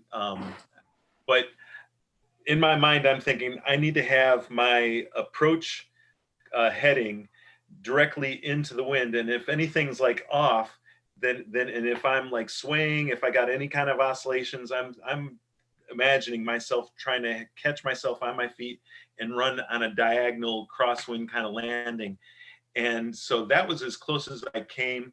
I think I came down a little harder. I still was on my feet, but I do believe my legs came down and the bottom of the cage scraped a bit. That was going through my head and just trying to dial in my approaches. And it was from before then on till that last day that is like, man, I need to dial in my approaches. And so that was the most tense that I had. I think the scariest for me was just the 2 days ago, when you don't have anybody around you. It's like a little bit of a surreal moment. You're like, oh, well, now I don't have anybody to coach me at this. And so that was kind of like a little bit of pressure, especially with the crowd, and people are already starting to gather because they heard an engine run up. And so there's all this perceived pressure from people watching. And then here's equipment I've never flown on. Here's the temperature I've never flown in. Here's gloves I've never flown with. Here's a throttle hand I've never flown. I'm so new at this. And I pick things up pretty quick, but it's like, you want to throw as many variables as you can to make a Swiss cheese model. That was it for me. That was like here. And I rolled my ankle just doing the practice. I'm like, come on, like, what else do I need to say? It's like, don't do it. And so I was just so excited, and I resorted to my training and all the things, and if you watch the video of my takeoff, you see it. You see me inflate, look left, look right, wings look good. The only thing I did differently, just because I couldn't keep up with my ankle, is I jumped in my seat this time. I don't jump in my seat. I'm usually like one that likes to chill and hang till I'm all the way off, but I just couldn't handle. The pain was actually still there when I started sprinting with that weight. And man, that weight just did not feel good either. So yeah, 2 days ago was the scariest moment. Then trying to come in for the landing, not feeling your hands, and there's just also, it's like they're stinging so bad at the same time. You're like, what's going on? This is so not fun. What was the temperature you were flying in? It was so the temperature was like around 27, but with the wind chill, it was like 10 or some silly. That is so cold. And it was the thin gloves. I wasn't wearing anything thick, and I was like, man, it felt so fine. You wanted to get up there bad, didn't you? I did. I just made this hanging trailer hitch, and I was so excited. I'm like, this is what was keeping me from flying, because St. Louis is so congested. I got to drive out 30 minutes so I can fly. And finally, I made something, and I was like, I got to do this now. Ugh. So Morgan, did you have any heated gloves? That was the talk. Elizabeth, my wife, we're like, should we just stop flying and like get some hand warmers? I'm like, no, because then I'm just putting more stuff in my hands, and I've already got too much going on. And sure enough, like that was the thing that really made me stop flying. I was actually enjoying it, and then like just 30 seconds in the flight, I'm like, man, my hands are getting really cold. Another 30 seconds later, I don't like this at all. I need to get down. And so I'm like doing my approaches. Like, I got to get down. This is too much. Yeah, that can get dangerous, man. Get you the heated glove liner that's got the little heater element that goes all the way around the perimeter of the fingers. And it makes a world of difference. Plus, you keep most of your dexterity. And you got to have it windproof too, because I have the same thing. But I tell you what, the wind just goes right through, and it chills my hand. Speaking about hand, JP's raising his hand. What's up, JP? I gotta run. Do you need any more names or anything? If you do, thank you very much. For a few minutes. No, we got it. Thank you so much, JP. We appreciate you. Awesome. You have Hey fun. Morgan, if you go to paraswagusa.com, you can find those gloves. They're right there. We have them actually. I'm looking forward to looking at what you have, because it's too cold here. We have them, and I actually have a pair, and I flew with Sean this weekend, and I had mine on, and they work great. But the only thing is you have to remember to turn them on. Hand me. I got in here and didn't turn them on, and that's a whole nother story. But I didn't turn my stuff on, my vest, my gloves, or anything on, and I had to land in a random field, and I got stuck for 30 minutes.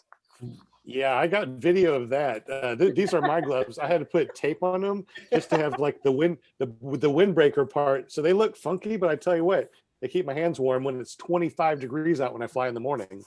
So I could give you a little pro tip that works great for moderately cool temperatures. It doesn't work good for really, really cold temperatures, but when it's moderately cool, take a regular pair of nitrile gloves, like mechanics gloves or dental gloves, surgical gloves, any nitrile gloves, put those on your hands, and then wear like mechanics gloves. The nitrile will keep the sweat and heat in on your fingers, and it's a windproof layer on the inside.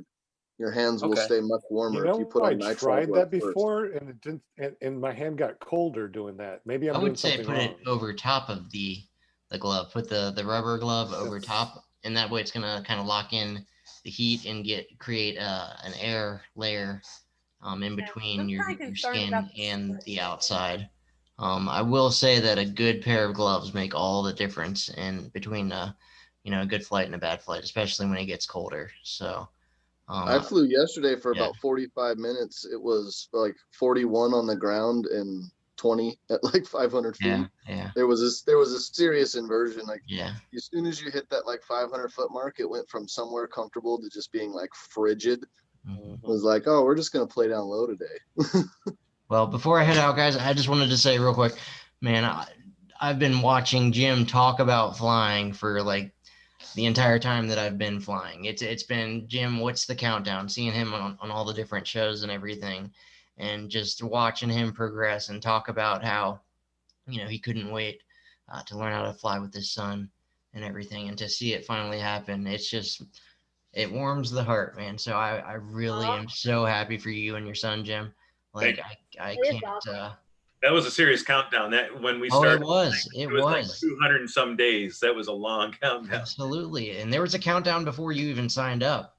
You know, it was when is Jim gonna, you know, have a countdown. There was a countdown before the countdown, and it just to see it finally happen, man. I'm so happy for you and your son. Like, you know, can't wait to see some videos too. Absolutely, absolutely. And stuff like that. Be safe and rack up some hours now at this point. Now there's going to be a countdown for an SIV or something, you know? No rush on that. Already talking about it. Already talking about it. Very cool. Well, So I let always us like know when you're going to be doing the SIV. I might have to go down there with you. That would be cool. That would be cool. So I always like to ask this question for people that have recently graduated training. Later, JP. Later, JP. Bye. What was the most frustrating portion of your training? Was it airspace? Was it the kiting? What was the most frustrating part for you to learn? I think I know Morgan's answer already. Yeah, you already know mine. You say yours then. Okay. Well, my most frustrating thing was just dialing in my approach. Like I was saying before, it's like, you know, I really want it. I want this to be understood. I want it to be natural, and I don't want to have to feel so tense every single approach, which was nice with that last day. I thought, okay, well, here we go again. I'll try to knock out three flights, and it'll be a nice round number, and I'll work on this after. Turns out that first flight, I was like, you know, that was cool, and I didn't feel tense at all. And then one thing that was different, is we weren't landing in the same area. The day prior, we took off to do AJ and Bakina's wedding, and we took off and landed in a different area than our regular working area. That was kind of like a little bit out of my out of the normal and a little bit out of the comfort zone. But with that one past us, then it was like, okay, and just thinking through it, that was just one of those things that we were able to work through. And so for me, the frustration was just not having it like I was seeing my son have it. I mean, he's just having fun, and he's cranking them out. He's cranking out 10s, and I'm happy to crank out 1. And he's foot dragging and everything. And so I wasn't jealous, but I was frustrated that, man, I wish I could just really get this. So I was frustrated for a while, and I got past it that last day, which was cool. Speaking of flights, how many flights did you have in by the end of training? I finished up at 37. I was shooting for 30. I think I was shooting for like 35 or something. I was like, you know what, I'll do it. And I got a couple more because I got this now. I'll keep doing a couple more. That's awesome, man. That's way above the average. I think I was at 26 when I left, and you know they want you to get 25 flights in so you can get your PPG 2 rating. And how long is that? How long is that class, Brian? It's a 14-day class. It used to be 10 days. Right before my class went, they extended it to 14 days because some students weren't quite, you know, certain classes have better weather than others, and some of the classes didn't have the best weather, and the students didn't give quite enough opportunity to get as many flights in as they wanted to leave there as a confident pilot. So they extended it, and it's a long time to go to a place for 2 weeks. It's hard to drop, you know, work and everything else. So it's and Aviator has a pretty long waiting list typically too. So yeah, it's a you get what you pay for. It's a great experience, a great group of people down there. How about you, Morgan? Yeah, my most frustrating thing is I'd learned so much, I think, and I got so much of the hand-eye coordination to the kiting that I got to be patient now. I got to, you know, people are not there at that level, and so my frustration was that waiting, and then getting told, you know, hey, this is how you do it. This is how you do it. And I had to learn something a little bit a different way. And so I was trying to do it that way, and getting instructions, I'm already making the correction. And it's like, it was kind of like frustrating at that time. But I think the biggest frustration was I had an engine out, and I was flying so much and I loved it. And I just lost track of my fuel, but it was right after a touch and go. I was climbing. I got up to my altitude and I was going downwind, and the engine just cut out, and I just felt that dip. I'm like, oh, okay. That kind of feels like when you let off on throttle like crazy, or the towing, when the towing stops, and when we were doing the practice tows. And I just did I did my sharp S turn one direction and did a sharp S turn another direction. And so, because I'm so focused on landing where we've always been landing, not on the runway or on the side of the runway or in another field, even though those were all safe spots, my targeted landing zone was where we've always been landing. And to get there, I needed to drop altitude fast and in a very short amount of distance. And so to do that, I was cranking over. And then I was getting kind of like, hey, don't do that. Like, don't do wing overs now. We'll do those maybe later or something out. And then later I was told that, hey, good job. You did some sharp S turns. You made landing pattern by another instructor. So a little bit of frustration when you get told one thing from another person and then you're congratulated from another person. So it's kind of like, oh, what do you want me to do here? Like, would you have done the same? And I know the instructors, they're just, easing on the side of caution, veering there. So I wouldn't like kill myself. And they're actually most fearful for me. AJ pulls me over and is like, yeah, it's like, hey, we see you loving it. I'm actually more scared for you. So take it easy. I'm like, yeah, I'm my worst enemy here. I can tell. I'm probably going to hurt myself if I don't take it easy. So frustration. Sounds like you did some wing overs though, but that's pretty cool doing your first wing overs. It wasn't planned. It wasn't like, oh, I want to do wing over. It was, I need to dip down fast and I'm pulling and I feel the wing. I've been teasing a little bit, kind of pulling hard and seeing my wingtip at the horizon while I'm doing kind of like a spiral kind of descent. I don't know the terminology yet, but if I keep holding this turn, I can get my wingtip. And then once it crosses a point, it's like, too much. And I can get out of that. And so I've been flirting with that and kind of doing left and rights. And so I did it a little bit more aggressively that one time. And he was uncomfortable with me doing it. And so, yeah, he had to tell me, no, don't do that again. I was like, or I'm grounded. He even said that. I was like, oh, come on, over the radio. You're going to do so well at your SIV course. That is so awesome. That is so awesome. I'm curious, both of you have a military background. You went through boot camp and whatnot. You've had military, I know, teaches you structure in life. How do you think that helped you in your training process at Aviator, how they do things? Or do you think it hurts you? Because I know people with an engineering background can struggle with some of the training aspects and whatnot. I'm just curious what you think about that. I think it was the best of both worlds as far as the intellect, what was going on, because I would say I'm aerodynamically inclined, and so is my father. And so when they got to those topics in the class, that was easy for us. But the roboticness of instructor, you do as I say and don't do anything else. That's also another thing that, structured learning. Hey, just do what you're told. Cool, that's fine for us too. And so I think it was really easy for us to translate that. But I think the biggest thing was the safety aspect. If there's nothing you can't stop mentioning, is how you can be your worst enemy. And safety is the biggest thing. People get complacent, and we're just taught that over and over in aviation, and especially in the aviation side of the military. Is you can't take unnecessary risks at all. And what we do is fun, so you can kind of balance that. And so, weigh your risks. Hey, is today the right day to fly? You mean like taking off with a rolled ankle or anything like that? Like taking off with a rolled ankle. Like I should have waved. Okay. I should have just said, it's not worth it, right? It's not worth it. But I'm going to admit it. I made the wrong decision, and I pulled a little drop out of my luck bucket and just got away with it. And so, but I'm recognizing like that was a no fly right there. I should have just said, no, there's too many variables. I can do this another time when it's, enjoyable. And so safety, that structure of safety in the military. I mean, we have what's called CRM, crew resource management, ORM, operational risk management. There are acronyms upon this, like, make decisions at the appropriate level, you got identifying hazards and all these things. And so we're taking all, I'm sure he was taking all these tools and just bringing it in and just like, yeah, cool.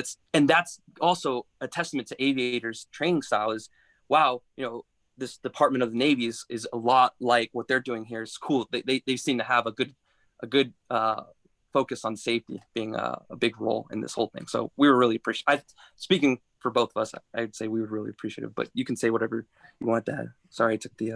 I would echo most of that. I've been going through the flight training that we did in the Navy. There's lots of opportunity to train in ways that's out of your comfort zone.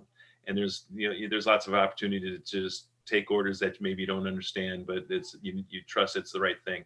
At Aviator, there is a lot of opportunity for that. So I think in that regard, you have an opportunity to say, okay, I'm not exactly sure what's going on, but I can switch off my non-understanding reflexes and just trust them. On the trust side, there was one thing that happened with Fletch that I thought, okay, I'm committing to this trust thing. When we're doing our lean backs, we got the motor on, not the wing, and he's saying, okay, go ahead and throttle up. I know that the throttle that I'm squeezing in is going to put me face down in the dirt, but he's got his hands on my shoulder. So now I'm like, he says, go ahead and throttle up. And I'm like, okay, I'm trusting you, because if I don't, I'm going over. And so he's bouncing me right off of his hands between the thrusts, and he's playing with that. And I'm like, okay. And you get one of these nervous laughs. So being able to just trust your instructors, trust instructors who are trustworthy, that I think we might have had an advantage. It's kind of hard to say, because after high school, I don't know anything else but the Navy. And that's what I was in for 21 years. So, but I think it may have given us somewhat of an advantage. Also, the guys who have trained paramotor guys, they said that people who do radio control stuff, they said that they typically do well because they can just follow directions too. They say that the people who actually are pilots might be a little bit of a more of a challenge. Yeah, I think they told me some of the hardest students they taught were fighter pilots. Mm-hmm. People that had all these different, advanced training. They come there. I guess it's hard to break it down. I don't know. Yeah, I was a back ender, so I wasn't a pilot. I was an air crewman. I did radar and the reconnaissance stuff, but I wasn't at the controls. Did you get a chance to meet Mike Brown there? Was he there at the time? Yeah. Yeah. I figure you and him probably hit it off pretty well. Oh yeah. Yeah, he's quite a character. I'm looking, planning on heading back down towards the end of January. My hope is to do some interim, some internship there as an instructor. So we'll see how that. I'll see you there. Yeah. Hey, you'll be heading back now? Yeah, I'll be down there the first 2 weeks of February. I'm taking an SIV, and then just hanging out at Aviator for a couple of weeks. At Andy's outfit, Andy and Leah. Yep. Okay. Yeah, cool. We're signed up February 5 through 7, and me and Brooke Sheffield will just be hanging out for longer than that. Okay. That's awesome, man. I didn't know you were going to be interning down there. Eric is a recruiting machine. I will put it that way. He's always got his radar on for good help. And there's one or two students in every class, I think, that he tries to recruit down there. the best of the best, right? And then there's me. Y'all learn somewhere. Hey, Linda, poke Shane. Yeah, I wanted to call him out. I think Shane's had a long day. He's doing a JP impersonation. Nothing wrong with that. That sounds good. I do want to say something to Jim and Morgan. My son has been listening to this podcast. It's the first time he's listened to it. Listening to Jim and Morgan, he says he's going to put the sticker on his truck, and he wants to learn how to paramotor now. Hey, all right. So Jim and Morgan, you actually convinced my son to go fly paramotors. That's pretty awesome. Good. That's Good. If not, go in a trike and a tandem and experience it. Maybe see if you like it or not. That's a good way. Well, Dad, if you go and watch your son fly, make sure you bring something to dry the eyes. It's special. My dad taught me how to fly in a Quicksilver, and I have that connection of aviation with my father. And that's awesome. He wishes that he could foot launch a paramotor and do that right beside me, but we got the next best thing. He'll get up there in a Quicksilver, cruise about 35, and I'll be cruising around my paramotor. He'll do slow circles around me. But that's still be able to fly so with awesome. your father or son is awesome. That's You get on an ITV Piper 22, you'll be faster than him. Yeah. Well, I got a new Spider 3 coming with a speed bar. Hey, Ooh. My husband taught me how to fly a drone. Does that count? That does count. Yes, it does. Hey, I saw you taxiing. That looked pretty good. She did excellent. She did really well down here. Mark and I went flying, and she stayed there with with a friend of mine, and she was just kiting around and learning how to kite. She did really well. I'm very And proud Mark of her. didn't get a video. No, you got a picture, thinking that it was a video. No, that's what happened. no picture, but it didn't happen. He looked at the phone. Nothing at all. No, when you were working with me and I was feeling so self-conscious and everything, and I said, stop, he actually stopped. Yeah. What? You know the word no. Congratulations. Good for you. You know, you guys were talking about RC pilots. I did RC for about 20 years plus. You know, I started out with glow engine airplanes and trainers, and then I moved into the gas stuff, and then I got the trailer, and I had the big 103 cc engine. I went all out. I don't want to think about how much money I poured into that hobby. Then I went into the helicopters. I guess helicopters were the end of it for me. I got into doing the 3D helicopter flying, and then I was just tired of being grounded, and I thought about getting an ultralight. And a guy in the RC club, he's like, man, have you really thought about getting an ultralight? I was like, yeah, I've really thought about it. He goes, have you thought about where you're going to keep it? Have you thought about how you're going to carry it where you want to go fly if you're not going to stow it somewhere? He goes, have you ever looked into paramotoring? And I'm like, no, I haven't. He goes, well, I have. And he goes, you ought to look into it. And I started looking into it. And that's when I came across Tucker Gott, of course. And then I started flying to McDonald's, I bet, right? Huh? Flying to McDonald's, right? I don't remember what video I saw, to be honest, but I mean, it was one of them, and I was just intrigued by it. And then I started looking at it, and I'm like, heck, I can get into paramotoring for about the same price as I can get an ultralight, and I can break it down, put it in the trunk of my car, and go somewhere with it. You know? So, and plus there's no restrictions really except for airspace, right? So, or landowners and stuff like that. So yeah. But as far as the RC aspect of it, you know, us learning to fly away from us and then back toward us, and then back toward us, everything is reversed as far as your controls. You know, a lot of people struggle with that. With me having that reverse kiting was natural to me. I started reverse kiting. You know, I trained with, I don't know if you guys have heard of him, but Kyle O'Glee. And No, I trained with him. Must be somebody new in the sport. Yeah. I mean, a lot of people haven't heard of him. He's kind of a new guy in the sport. Yeah. But yeah, I picked up the kiting like it wasn't anything, dude. It was nothing. But I could not forward launch to save my life. I don't know why forward launches, reverse launches, everybody's like, man, I can't believe you can reverse launch and you can't forward launch. I'm like, I just had trouble with it. I had trouble with it. But, you know, it's one of those things, once it clicks and once you've got all the steps in your head that you've got to do on that forward launch, I mean, it's nothing to it anymore. And the longer you fly, and Brian and some of these other guys that's been flying for a while, you know, I've been doing it for 2 years now. The more I fly, the more I fine tune my flying, because now I'm not trying to think of all this crap at one time. Now I'm fine tuning little things. You know what I mean? So it's really I'm starting to settle into my flying and enjoy it a lot more than I have. I can't wait for Jim and Morgan to come back on the show in 2 years and show what they've done and all the different SIV courses and all the different fly-ins and stuff like this. It is 8:42 right now. You did say that you need to go in 30 minutes. So if you need to go, you're more than welcome to. Thank you very, very much. Thank you, guys. So Morgan, thanks for coming on the show, man. It was great meeting you down there. Thanks for recording it, Brian. Appreciate it.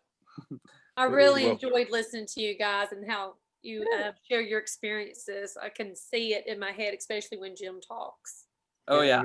And well, he's grinning ear to ear. He hadn't stopped grinning the whole show. He's just grinning ear to ear. Yeah, I know. Right? Grin. Is Jim and Morgan the only father-son paramotor duel that's out there? I don't know. If you know of anybody, I don't think so. Please do me a favor and email me at ppggrandpa@gmail.com. Let me know what you know. Send some cool ass comments down below about all the different people that you've known in paramotor. Jim, thank you so much for your service. We totally appreciate you. Thank you for coming on the show. Morgan, you are awesome. Thank you again. I can't wait to meet you guys and go flying someplace and do some wingtip bumps and doing some sounds foot like dragging. Ripper. Yeah. We're gonna have some fun. We will. I want Looking Morgan forward to to do it. a YouTube video on how to land with a rolled ankle. It looks a lot like sliding and your legs coming up and you're just bump face plant. That's what it looks like. Once you guys start doing your YouTube channels, let me know, and we'll put your YouTube channels and stuff down below, and that way you guys, can introduce everyone to your YouTube channel. I put all of your information down below. If you guys don't know Jim or Morgan, please look in the description down below. And if you're listening to this on paratalk.org, it's in the description. Please check them out. Please subscribe to their page and check out, their Instagram and say hi to them. Let them know that you saw them on ClearPropTV, and tell them thank you very much for your service, because they're awesome guys. Yes, 2 sir. more days, Morgan. 2 more days, right? Yeah, I know. Hey, Army right here. No Navy. I tested ASVAB for the Navy, but I went in the Army instead. My Navy recruiter was very pissed off at me. Well, there was I'm an Army Marine Corps. Navy. So we got How did Marine that Corps, go? we got Marine Corps, we got Army, we got Navy, and Morgan, you're Navy too, right? Yeah, gonna join the Air Force later. Yeah, he's about to be Air Force. So Yeah. we got lots of people on here. That's really awesome. Hey, Thank you, Morgan everybody, for and the service. Jim, I don't know if you do any shopping on Amazon, but if you do, there's a portion of Amazon called Yes, smileamazon.com. Yep. And you can actually, Smile.amazon.com. Yes. right. So you can use that as charities, and we have actually chosen Resurgence PPG as our charity. So anything that we order off of Amazon, a percentage of that goes to Resurgence. Okay. Yeah, the Resurgence. Todd Scandrett. He's in there. Yeah. Yeah. And Wait, this can I summer, something really quick. Yeah. Morgan, I sent you a friend request Okay. on the shows. Thank you. Welcome to our family. Thank you. My Absolutely. phone's been blowing up actually, so yeah. I love you guys. Thank you for your service. Absolutely. Thank you for your support. I get emotional every time I say that. Every time. There it goes right there. Thank you guys so much for this chat. I love the information. I'm gonna look at some of the glove stuff because that's really relevant to me right now. And I'm gonna go hang out with the in-laws and the family for the New Year's coming up here. Thank you guys so Awesome. much for having Thank me you here. again, Morgan. We Thanks, appreciate guys. Morgan. Take care. you. Take Jim, care. we'll see you Thursday. Definitely. All Jim, are you right. staying with us for a little bit? I can. Okay. Right now we are opening up this live podcast to anybody that wants to jump on for the next 15 minutes. So anything that we talk about is still swear jar. There's still a swear jar out here. So we're still, PG, G rated. So be careful. Write your Dankeys. Yeah, I saw Sean NASCAR. He said that David Wolf is a father-son combo as well. And Oh, that's cool. I'd like to add to that. You said that there's any other father-son combos out there? How about a grandpa, son, and grandson combo? Think that's out there? Son and grandson. What? A I triple like threat? Three generations. A triple Wow. Together. Really cool. A hat trick. I like that. I like how Brian says, he doesn't like we say, I say grandpa, but Brian says grandpa. I mean, we have the husband and wife duo, Mark and Elena Honeycutt, right? Yeah. Yeah. And Everybody Well, knows that. they're fixing to be us as soon as Love. this There you go. here. Lovely couple. Amor. Oh, look who's that. Hey, Hello, Garcia. everybody. Hey, And they let anybody What's in. up, bro? Hey, Jim. Dankeys in the house. He I would like to see that girl Oh. fly one day, and she's gonna be doing some acro. She's a little crazy. Only 4 And years old. But she Oh will- yeah. And Okay. remember, Hell yeah. and remember, we're still on the air live, so Yeah, don't watch, worry about it, watch- brother. Keep it PG. Watch- Keep it PG. watch Don't this worry one. about that. watch this word. Look who's waking up for the after show. Oh, There he is. Oh, here he is. Hey, Mark. Linda. Yes, sir. Yes, sir. Mark, more love. I want to eat some pie. One of these days. I catch you at the compound. When you're coming back, you need to bring some pies. We're gonna sell pies. Pies to the compound. Yeah, selling pies in the compound and giving. Hey, I got a paramotor frame for your daughter already. It's sitting right Really? over here. Yeah, it's sitting right over here. It's perfect size for her. Don't kid him, brother. I'm not kidding. Oh my God. Watch this. I'm gonna take it off the. Where's this? Video? Oh no. He thinks I'm kidding. Nah, you're kidding about it, Mark. Boom. Watch this. That would be when she would be 13, bro. It's really cool. I mean, Mark and Amy, they live not but a couple hours away from me down in Texarkana. So it's gonna be good.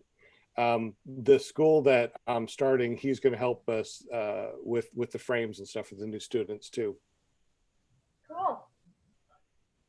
I have a friend of mine that he fly with me down here in Miami. He got a frame from Mark, and he's a lovely frame. I saw it, the pictures and everything. Oh yeah. Garcia, do you see it? Yeah. That's a Rebel 2 or a Rebel? Rebel 1. Rebel 1. Rebel 1. Oh, Rebel 1. Need to write down one. I thought that was an interesting design between that and the Defiant with having the tank as the body. I really like the idea of that. I don't know what it's like yet, but to me, it seems appealing that whatever is not fuel is buoyant part of the aircraft. And it's high up above my shoulders, so it's actually looking to keep my head above. So eventually, I plan on jumping in a pool with my paramotor. I got one that's similar. Where we living? Well, I'll tell you, Jim. Oh man, I have flown Fresh Breeze. I have flown Scout. I have flown Power to Fly. There's another brand that I'm not caring to mention that I flew, and this one here is a little different. You know, the gas not being at the bottom or at the top like a Fresh Breeze, it's in the center. So now your center of gravity is different. Your pivot is different. So you got more weight shift authority. The swing arms are wider, so you got more weight shift authority as well there. It's a great paramotor, man. I'm happy. It's very simple. It's got a backbone frame. Everything plugs into that. The gas tank attaches to that. And then you got triple dampering. You've got the way the plates are. They're separated. It's not one solid plate that your motor mounts to. So you've got dampering on the plates, the motor mount plates, and then you've got a gas tank and a harness between you and all that. So you don't feel a lot of vibration. It's a great paramotor, man. I'm very happy with it. Good. And I'm a salesman. Oh, he's a salesman. How long you been flying? 2 years. 2 years. Okay. 2 years. And where are you in the States? We are in Texarkana, Texas. We're right on the border of Texarkana and Arkansas. Okay. So, you know, I fly a lot we go down to Galveston and fly a lot down there with Houston PPG. We fly a lot. You know, we went and flown with Sean. That was a great flight with Sean this weekend, I have to admit. Such a really good time. I mean, it was really awesome. But he wanted to land out, and you know, he wanted to see the sights down below while I was flying around. Do you want to talk about that a little bit, or do you want me to share some? Well, what happened is I had you know, in the cold weather, I have all this heated gear. I had socks, I've got pants, I've got the vest, and I've got the gloves. I have found that the only thing I really need is the vest and the gloves. If I can keep the wind off of my chest and my hands warm, I'm usually okay. I can fly it. I'm good.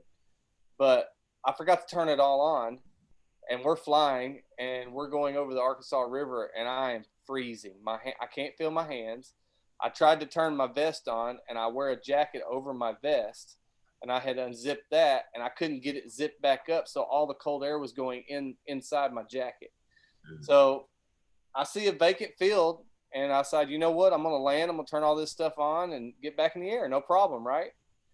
Well, the field had been freshly cut, and it had like a bunch of stalks and stuff sticking out. So every time I would go to launch, those stalks were grabbing my lines.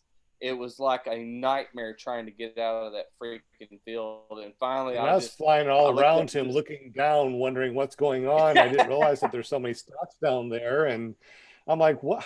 How are you not doing a forward launch? Is it that difficult? I see him try to go this way. And I see him try to go this way. I guess the wind was switchy too, and you got Yeah, the stocks wind, trying to yeah. grab onto your lines. Yep. I mean, I was fighting crevasses. I mean, it took me 5 launches to get off the ground. But honestly, I just looked at the sky and I'm like, God, I don't have a choice. I have to get off the ground. Please let me get off the ground. And you know, I got patient. I slowed down a minute and I cleared every single line on the glider. I laid it down softly. I rehooked in and I pulled up and I took off. I mean, so it was a little bit of being impatient, a little bit of not having anything to judge which way the wind was blowing, which there wasn't much wind at all. I think Sean can attest to that. There wasn't much at all. No, the whole day was, well, this was your first midday flight too, right? Yes, that was my first midday flight. And as I told him, my first time ever landing in somebody's random field. And so it was kind of an XC, right? I mean, you took off one place, landed in a different place, and came back. So I mean, there you got an XC, you got a first midday flight. I mean, kind of adventurous. No, it was a great flight. Sean, I've got some video. I've got to get it to you. My GoPro did get some of it. You know, I loved flying over that parked train. I didn't care for the bumpiness. We was discoteching over that train for a little while, but and the there's so much heat coming off of that train. Yeah, it was the train was creating its own thermals. Yeah, it was fun, man. I didn't like the ridge lift that we were getting over that ridge that we were flying over. I kind of chickened out. He was going out over this big giant patch of trees, and I'm like, man, there's nowhere to land if I'm going over them trees. So I stayed left on the ridge and took my own route back to the airport. But no, it was fun, man. I did a hay bale slalom and saw a bunch of deer, and I thought of Brian. Yep. Yeah. So Mark, how many flights are you up to now, Mark? You say you've been flying for 2 years. Do you keep a log, or you have any idea? I do not keep a log. I should have. Man, you know, before we started Paraswag USA, I was flying almost every day. I'll be honest with you. I was like Sean. I was flying almost every day. And since we started the business, you know, it's kind of took up a lot of time and brain power and energy. And, you know, I don't fly as much as I do. But what I have found since we've done it, and I'll answer your question in a minute, is I get to travel more now because I'm going and meeting more people, and people are inviting us to come to fly with them. So I'm getting to fly in more areas. I'm just not getting to fly as much. But if I had to put a number on it, I've probably got at least 150, 200 hours. He might have more, because I remember at the point in the beginning, I would look at him and say, "You're going again?" And that's, before I started. If it was good weather, I was flying. So you have almost what I had in my first 6 months. That's pretty cool. I know, but that's okay. That's okay. You know. Yeah, you and Brooks Sheffield, y'all are in a whole other category, man. You know, me, I'm right at 40 hours and 95 flights in a year, on my motor. So I know Morgan, he was killing it, you know, and training too. I think the last I saw, he had like 62 flights, which was way above average for the class, normal classes. I think one guy set the record at 100. Way above anybody else. I have probably put most of my flights in the last year, because last year we went to Galveston in July and I had 10 flights under my belt. So most of that flying has been done in a year. Yeah, before we left Galveston that 4th of July weekend, he had about at least 10 to 15 more before we left. Yeah, when we went to Galveston, I got on the beach. I couldn't stay out of the air. It's flying all day long. So I put 10 flights under my belt in that weekend.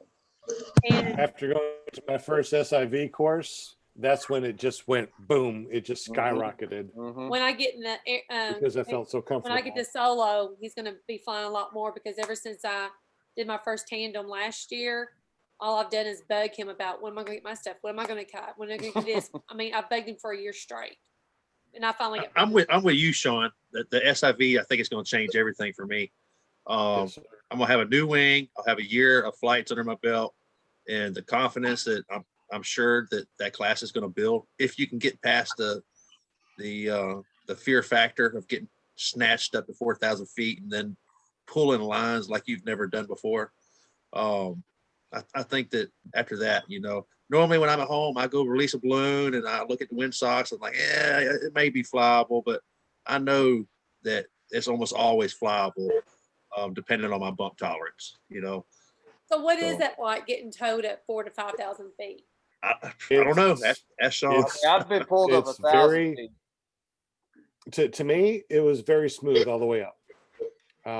It didn't take but 6-7 minutes, and you went from, you know, ground all the way up to 4,000 feet. And then you pin off, and that's the crazy part is when the boat makes a big turn. Okay, it goes straight, and then it makes a big turn, and then it comes back around to where it started. So I mean, you're trying to stay behind the boat as it's turning. So as it's turning, your wing is way off to the left, pulling way off to the right. And that's the weirdest part, is seeing your wing way over there, and you're trying to turn this way to go straight. That's the weirdest part. Can you not The get second locked weirdest- out like that? Isn't that what they call lockout when you get locked out? No, we're still behind the boat, but just because there's 4,000 feet of line, it's an S turn. So you see the boat, and the wind blows it out this way, and then it comes back to you this way. So you're looking down, and you see this big S right there, and you're still behind the boat, but still trying to go around these big, huge turns on the boat. Your wing is way off to one side, and you're way off to the other. You can see it on my SIV videos. That was the worst unnerving, but that was SIV 1. SIV 2, SIV 3 that I did, I didn't even notice it, because I've been flying so much that, you know, it was no big deal. But that first time, it was noticeable. Second, third time, it was just part of, you know, being towed up. so you were scared, right? The first time. No, I was never scared. I was never scared. Terrified. Yes. Never scared, never terrified, because after that first time up there, and you pull your A's and you collapse, and you're doing nothing but holding it down as hard as you can. As soon as you can't hold it down no more, you're like, and you let it go, poof, it opens up. Yeah. You know, you try to pull an asymmetric, so you're pulling that over here, and it collapses this way, and you're like, I'm still flying forward, but I'm just turning a little bit. So you weight shift like this, half your wing is down, and you weight shift the opposite way, and you're flying straight. You're like, what? That's pretty cool. What wings did you use? Specifically your first one? I had the Roadster 3. The Roadster 3 was my first wing. It was a 28 meter. My second wing that I used up there was a Vantage 3 28 meter. Now, Shane can tell you there's a little bit of a difference on the Roadster 3 to the Gin Vantage 3, because when I went to do a horseshoe, which is putting the A's together like this, and then slowly going up to make a horseshoe, as soon as I put my A's together, it collapsed violently. Oh my and God. I went straight down. That, my friend, That was terrifying. Terrifying thing, because when I was going down, I was getting a riser twist. Oh my. However, I already pulled a reserve on my first SIV, so I knew riser twist, no problem. All I have to do is do this, and I'm floating down safely. So it was terrifying, because that was the only time in my entire history of flying paramotors did I lose my stomach. So did you had to throw your laundry? No, not that one, because I was able to undo the riser twist. Oh, you was able to undo it. Okay. My first but you SIV did on the that first I did, one, right? On my first SIV that I did, yes, we were able to throw the thing. And But it's pretty much, you know, you're flying, put your brakes together and throw it. So you throw it, and then you're like this, and then you pull it in, and so it really wasn't like you're stalling and you're falling, SIV, right? What's that? That's one of your ultimate goals, and basically things to check off your list on your first SIV is actually throw the laundry, right? I mean, throw it, yeah. Absolutely. Everything you do leads up to you're gonna throw the laundry before you go home, right? Absolutely. One of the guys that I was there with, they were coming in too low because they're out too far, so they were going to hit the water anyway. So Andy said, just go ahead and throw your reserve. So he threw his reserve and landed in the water. They picked him up within seconds. I did a countdown on my video when I pulled the reserve and how long it took to open up and how long it took for me to hit the ground. And that was a pretty interesting video that I did too. Looking back, because when you're there in your seat and you're doing it, it's totally different than looking back on your camera. But I loved it, and I will definitely do some more SIVs this next year coming up. So Brian, when you guys did your training at Aviator, did y'all fly with reserves when you were training? No, they wouldn't let us. They said we didn't know enough to know when you needed to throw it. Basically, they keep you inside that safety bubble. You know, once you started flying your own gear at the end of training, if you bought your gear through them, you could fly your own unit. They help you set it up. At that point, I was flying with my own with a reserve, but initially on the student units, they don't let you because 9 times out of 10, if a student's freaking out, think they need to throw the reserve or something, they don't, and it just gets them in more trouble than they would have been in the first place. So they keep you inside that safety bubble, weather and equipment wise, and yeah, we didn't fly with reserves. You know, I didn't fly the whole first year of my flying without a reserve. And I was very conservative. I didn't do a whole lot. I just flew around and looked at stuff, But as soon as I put a reserve on my paramotor, I'm like trying to put my tip down the horizons and do little baby wing overs. And, it's like I got some confidence, Yeah, he made me super nervous. I kept telling him, you need reserve, you need reserve, you need reserve. I was nervous every time he went up the first year. The only time I throw in a reserve is when I go do something midday. Or you can be like Kyle Mooney, go up there and do the infinite tumble, fly with 3 reserves. That guy. Jim, did you get to see him perform? Was he there at Aviator at all? Flying? He was not at Aviator while we were doing our training. I think he was one of the pilots at the Flite Fest when I was there, but I didn't know who was who or anything there. I had no idea who Tucker Gott was. We did a post Flite Fest live stream, and they're all talking, oh, Tucker Gott's going to be on the show next week. I'm like, who's this Tucker Gott? That is hilarious. So That is funny. That is funny. But ever since, I mean, Kyle just put out a video, I think it was about a week ago, about something of safe flight kind of progression. And I thought that was really cool. So yeah, I am aware of him, and I really respect his knowledge and abilities, and I'm glad he's sharing it out on YouTube. Jim, we'll have a shirt that just Jim can wear. Who's Tucker Gott? Yeah, definitely. And not knowing Tucker Gott. Tucker who? There you go, Brad. Not knowing Tucker Gott is like not knowing Brian Haybill-Waller. Every time I see somebody do something awesome with a paramotor, foot dragging or something like that, I'm like, Tucker who? Tucker who? Yeah.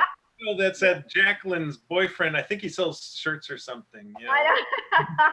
Like, who is this guy? Yeah, having some kind of He's a risky biscuits coffee dude. or something. Yeah. It's funny watching all the other people, because it seems like just about anybody that flies paramotors like myself has a YouTube channel, and it's funny watching all the other paramotor pilots try to imitate him. Flying to get fast food or doing the different things he does. Well, I'm gonna tell you who I've seen do the best Tucker Gott impersonation. PPG Gorilla. Oh yeah, Is that right? On the Charisma show with David Wolf, PPG Gorilla did it the best. Yeah. It was freaking awesome. Christmas. Yeah, he nailed it. Can I digress and ask a question real quick for you guys? I just kind of have it back in my head listening to everybody talking about the different, altitudes and how high they flew and SIV and all that. So which one of you just progressed very quickly and not worried about how high you're going? That because Mark's challenge in the beginning was always, I'm gonna go higher, I'm gonna go 2,000 feet, I'm gonna go 2,500 feet. So anyone baby step it, or did you all just took off and not worry about it? I baby stepped up to when I went 5,000 feet, a little bit over last 5,000, month and I that was was it. terrified. Do what? I said I baby stepped a paramotor up to a little over 5,000 to say that I'm, mile high club. But honestly, you know, I mean, originally I was like, I'm going to make it up to 18,000. Now it's like, you know, once you get up to 5,000 feet and there's nothing to see. It's kind of boring. And I really like the low slow thing. I love foot dragging. I love being low. I suppose if I wanted to go 18,000 feet, I'd get a Cessna or something. Get something The you can only jump out of. thing that I want to accomplish out of altitude is I want to get a cloud-based flight. I haven't gotten one of those yet, and I want to get above the clouds at least once. You'll get there. I mean, I've been a couple times above the clouds, and it's really nice. You want to But take them on yeah, that make sure too? you got to make sure that you got plenty of out. I mean, you can't just be above the clouds and have this little tiny hole down below. Now that's awful. I would never want to be stuck above the clouds at all. But the times that I was above the clouds, I had lots of, you know, it's like the clouds are in front of me and I can see above them, but behind me there's nothing. So that was not scary. I would not want to do some of these things where they go above the clouds and there's just this little hole that you can see at the ground, and that would be scarier than anything I've ever done, including SIV and try to, you know. So Brian, do you baby step it too? Yeah, I'm afraid of heights. I mean, just flat out, I'm afraid of heights. If I get up to the edge of a balcony that's 10 stories high, I don't trust my legs anymore. Yeah. But flying paramotors, I mean, the height doesn't bother me until I get over about 500 feet. And then the higher I go, the scarier it gets for me. I don't know what it is. You know, I know that's just, you know, totally back. You know, altitude is your friend when you're flying, and it gives you all kind of more time to react to incidences. But yeah, the higher I go, the scarier it gets personally for me. So you stay below 1,000 feet. Yeah, I rarely get over 500 feet. I like it low and slow too. You know, that's where it's at me. Just going from one field to the next, flying low. You climb out, get over a power line or a tree line. But you always got to have somewhere to land. You know, that's the most important thing. I know doing cross countries, when I go from one place to another, 2,500 feet is a great cruising altitude. That's usually where I play around at, is about 2,500. That's where anything over 2,500, I mean, it's all about the same, isn't it? You know what I mean? And it gets colder too. Yeah. Well, you know, I've had it both ways, John. Down below, I've had it both ways. I've had it where I'm flying low, like under 1,000 feet below, and it be really chilly, and then you hit 1,000 feet plus, and it's like somebody turned the heater on. I had that one time I went above the clouds. I mean, it was freezing down below. Went above the clouds, and it was like warm. Like, yeah, it's weird, isn't it? That's a weird one feeling. time in all my flights. Yeah. How many of y'all have been rained on? Never. I don't go out in the rain. Rained on. That's a freaky feeling. That's a feeling. I'm on an XC with a guy, and it starts raining on me. I can hear it hitting my helmet. That's how I know it was raining. I can hear it hitting my helmet. And you need to get your butt on the ground, man. I'm thinking to myself, I'm like, well, Mark, you've got to make a decision. You're either going to go for it or you're going to turn back and go back. And I'm looking at my buddy, and I'm like, he's down there doing wing overs and all this crap. And I'm like, well, maybe if I get lower, maybe the rain will dissipate and it won't get to me or something. But all I could think about is my freaking wing getting saturated and falling out of the sky. That's all I could think about. But I mean, we got out of it. It was just a light sprinkle. It wasn't that bad. And, you know, I talked to Kyle about it later on. But man, he says what he's always says. He says, just fly it. Just fly it. He goes, if that little bit of the sprinkle, he says, it'll dry out on its own. He goes, you don't have anything to worry about. It's when it starts to really rain and fill up your wing that you have to really worry about, I suppose. Well, dude, when I heard it hitting my helmet over the motor, that's what freaked me out. Okay. I have to say, Mark, I think you already made a bad decision when you got into the rain. Yeah, well, it wasn't raining. It wasn't raining when we were flying. It was like we got under a cloud where we did this XC down close to the river, to the Red River, and all of a sudden I heard it hitting my helmet, and I'm like, okay, now what? You know? But no, we were good. We were good. Jim, what's the highest you went during training? I was just going to ask him. We were talking about altitude. I was curious. Yeah. You know, I don't know that I have any kind of good depth perception when it comes to altitude and stuff like that. There's so many times when I'm thinking, you know, maybe I'm at firefighter. No, you're more like 200. So, you know, I don't think I ever broke 1,000 feet. Gotcha. I don't know. Maybe, you know, probably the highest I did go was when we did the cross country over for the wedding. So I don't know what everybody was cruising at. I was probably at the highest of any of them, because I'm thinking all my outs, I want to make sure I've got plenty of glide path to get to them. You know, I'm applying all this stuff that they're saying because I'm thinking, you know, I want to do things the right, and I would like to live a nice long life as an older grandpa with my grandkids. So don't want to risk what I don't need to risk. I don't know. And as far as Morgan, he said he's gone up and down and everything. He said when he went up, it was colder. All the time at the highest I've been, it didn't seem like it was that much greater. I did like flying close to the clouds. I think that adds something to it, a factor that's enjoyable. But I don't think altitude for altitude's sake is, I don't know. We'll see. Once I get up in the air, maybe it'll be different. But I'm not interested in being cold. That's for sure. I just looked at my Skyfly High, and the highest I got was 2,000 feet on our flight that we did, Mark George, and I was above you. Yes, I was way above you. Yes, you were on the way back, but my fastest ground speed was 70 miles an hour. Ooh, my maximum lift was 8 feet a second, but my maximum sink coming out of those thermals, I could feel it. 12 feet a second. Think about it. I'm 6 feet tall, double me, right? And that's that double much sink per in second. 1 second. Yeah. I felt it. Trust me, I felt it. That's why I wasn't going out there where you were, because every time I started getting over close to you, I love it. It was fun. I didn't like that crap, dude. It was like I didn't like it. I was like, man, I'm staying on this ridge over here where I feel safe.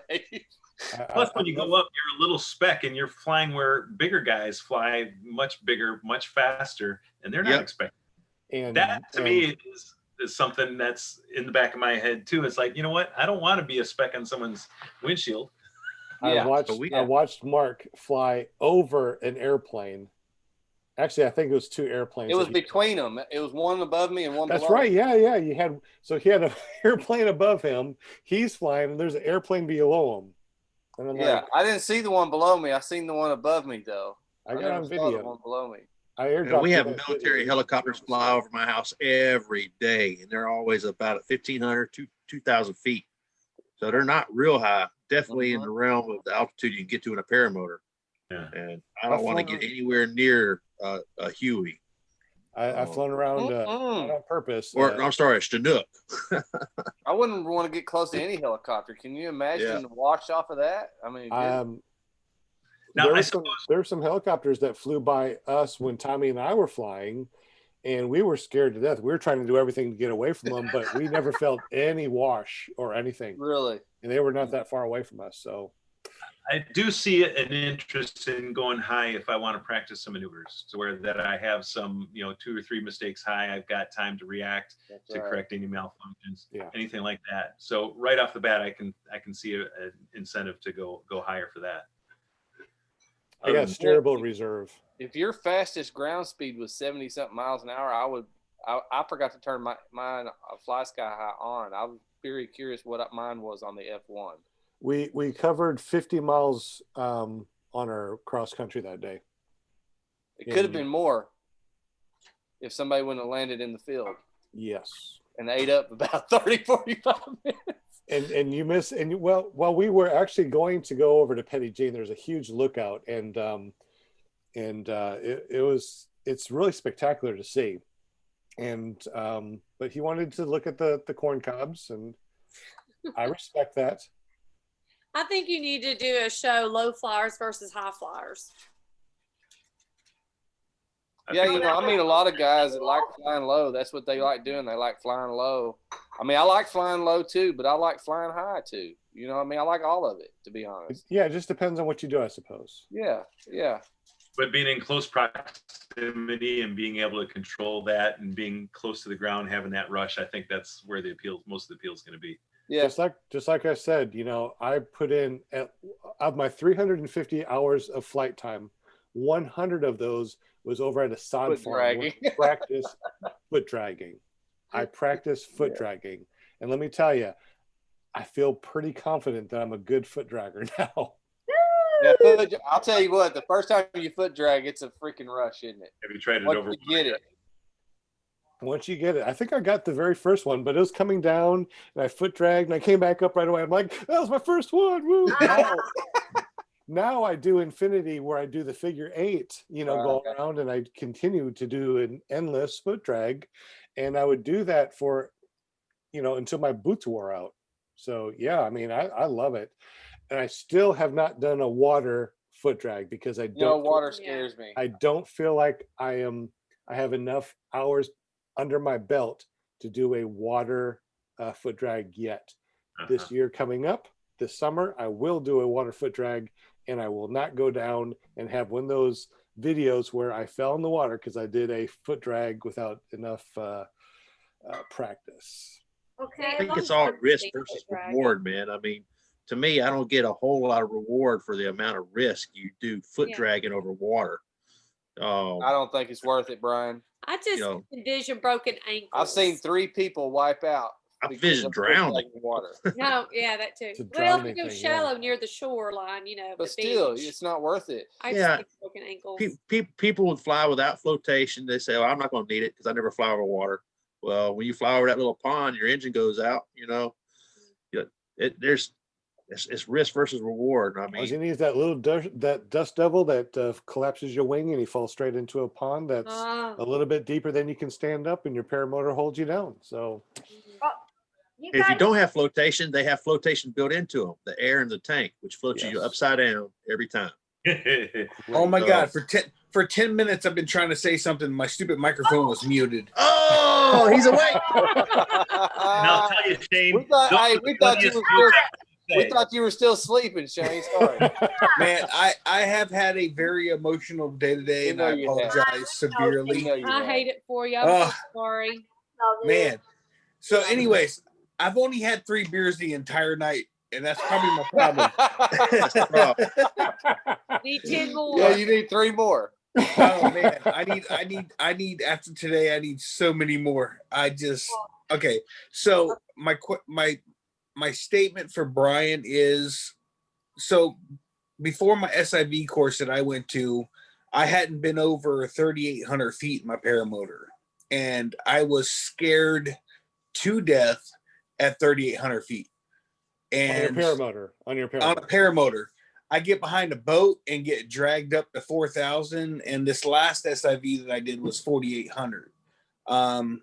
I would suggest to anyone going to an SIV course is to set your throttle to 85% and just start climbing till you run out of fuel. And then as you're free flying back down, just start doing little, don't do anything major, just kind of get used to the height, get used to being up there. Once you figure out that altitude is really truly your friend, it's very comforting. The second SIV that I did, I was truly more comfortable than I was the very first time. The very first time I was petrified only of the heights, not doing anything. You had an airplane fly underneath you too. Yeah. I mean, none of that bothered me until I got up to as high as I did. I was like, I am not comfortable with this at all. And the second time I got up there and I was just like, oh, so I just got pulled through clouds. No problem. Keep going. Yep.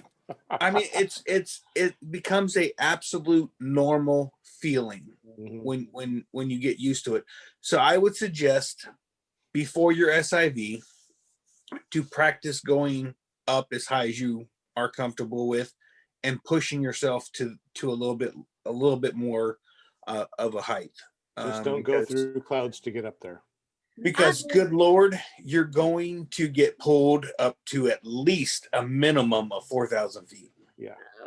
Yeah, I've been thinking about that a lot. And some of my last flights, not my very last flight, I actually couldn't climb at all. It's amazing I got in the air at all. That's going to be a whole new video coming out. But yeah, I've gone up to, my dad was at 2,500 feet in Quicksilver because I don't have an altimeter. And he said, he was looking up at me. So I was above 3,000. I was higher than I'd ever been before in a paramotor. And I felt halfway comfortable, but I looked over at my risers. I'm like, do I feel comfortable tugging on these right here? I mean, I was outside my comfort zone. I was like making very small corrections, like, okay, just fly. Now, next time when you're up there, just grab your A's and pull them down as hard as you can. Yeah. That's what the SME Yeah, is all Brian, about. because the I wing couldn't see wants to myself doing fly. it. I right now, I think I might get up there. I'm like, okay, I just want to get back down. Hey, Brian, I've had that same feeling, man. You get to that certain a few thousand feet and you look, and I've had that feeling where I'm like, man, what if something happens? It's like, I'm here now. I'm here. What am I going to do? I'm already up here. So you might as well enjoy it. It's just the same as being at 500 feet. There's no difference. I mean, there's nothing's going to. You're not going to survive either one. If something goes wrong, one thing that's going to be different though is if you're at an SIV, you're going to have someone in your ear, someone that you've signed on saying, I trust this person as I go outside my comfort zone. That's right. So when I pull a full frontal, they're going to talk me out of it. If I do something wrong and they're saying throw the laundry, I'm okay. I'll do that, and it's going to be okay, right? Yeah. I mean, Yeah, but you got you to decide to boat. go to SIV, you're saying I'm going to trust them with my uncomfort zone. That's right? right. Oh yeah. Sure, It's Jim. very It'll be uncomfortable. okay. You know, when I got towed up the first reserve, right, time, Brian? when I got towed up the first time, Kyle pulled us up on a tow machine. Oh my God. And I probably went up to about 700-800 feet on the first one and a little over 800. 1,000 on the second one. Yeah. But everybody's like, man, you look so nervous I wasn't nervous. I was listening to him on that radio. That's all I was hyper focused on what he was telling me on that radio because I knew this man has my life in his hands. Yeah. Because I don't know anything else to do. I know how to kite this wing, but I've never been in the air on it. I don't know how it's going to react. So I wasn't nervous at all. I was listening to him on the radio, and I think that would be the same way at SIV. I think until I get that feeling, Sean, of that free fall or something like that, I think I'll be okay. But until that happens, I don't know, man. Tell him the first time you got towed, you in the line. Oh, Kyle tells you when he pulls you up, he says, when you get in the air, he says, I want you to keep the wing square with the line. He goes, just stare at the line, keep it in front of you and do that. And then he tells you to go ahead and look up at your wing and square it up with the line. I never looked up at my wing. That freaked me out looking up at my wing. I don't know why, but that was the biggest freak out. Even after I started flying paramotor, just looking up like that freaked me out, dude. I don't know why, but it did. Yeah. In the video, you can hear Kyle talking to Mark saying, look up, and the in my GoPro, you see me, I'm looking straight ahead. All you see is the rope. You don't see him looking up or anything. He's like, eh. I don't remember even looking forward after pinning off. Shane, that's pretty much all we do is look up at the wing the entire time. Actually, I got dunked in the water just shortly after takeoff, and I never saw the water coming until after I hit the water because I was constantly looking at the wing. As soon as your feet leave as soon as my feet took off from shore, I was looking at my wing constantly and the back of the boat, I should say. But yeah, I ended up getting dunked in the water because when I finally got my wing corrected, my teacher didn't think that I was going to save it, so he had stopped the boat.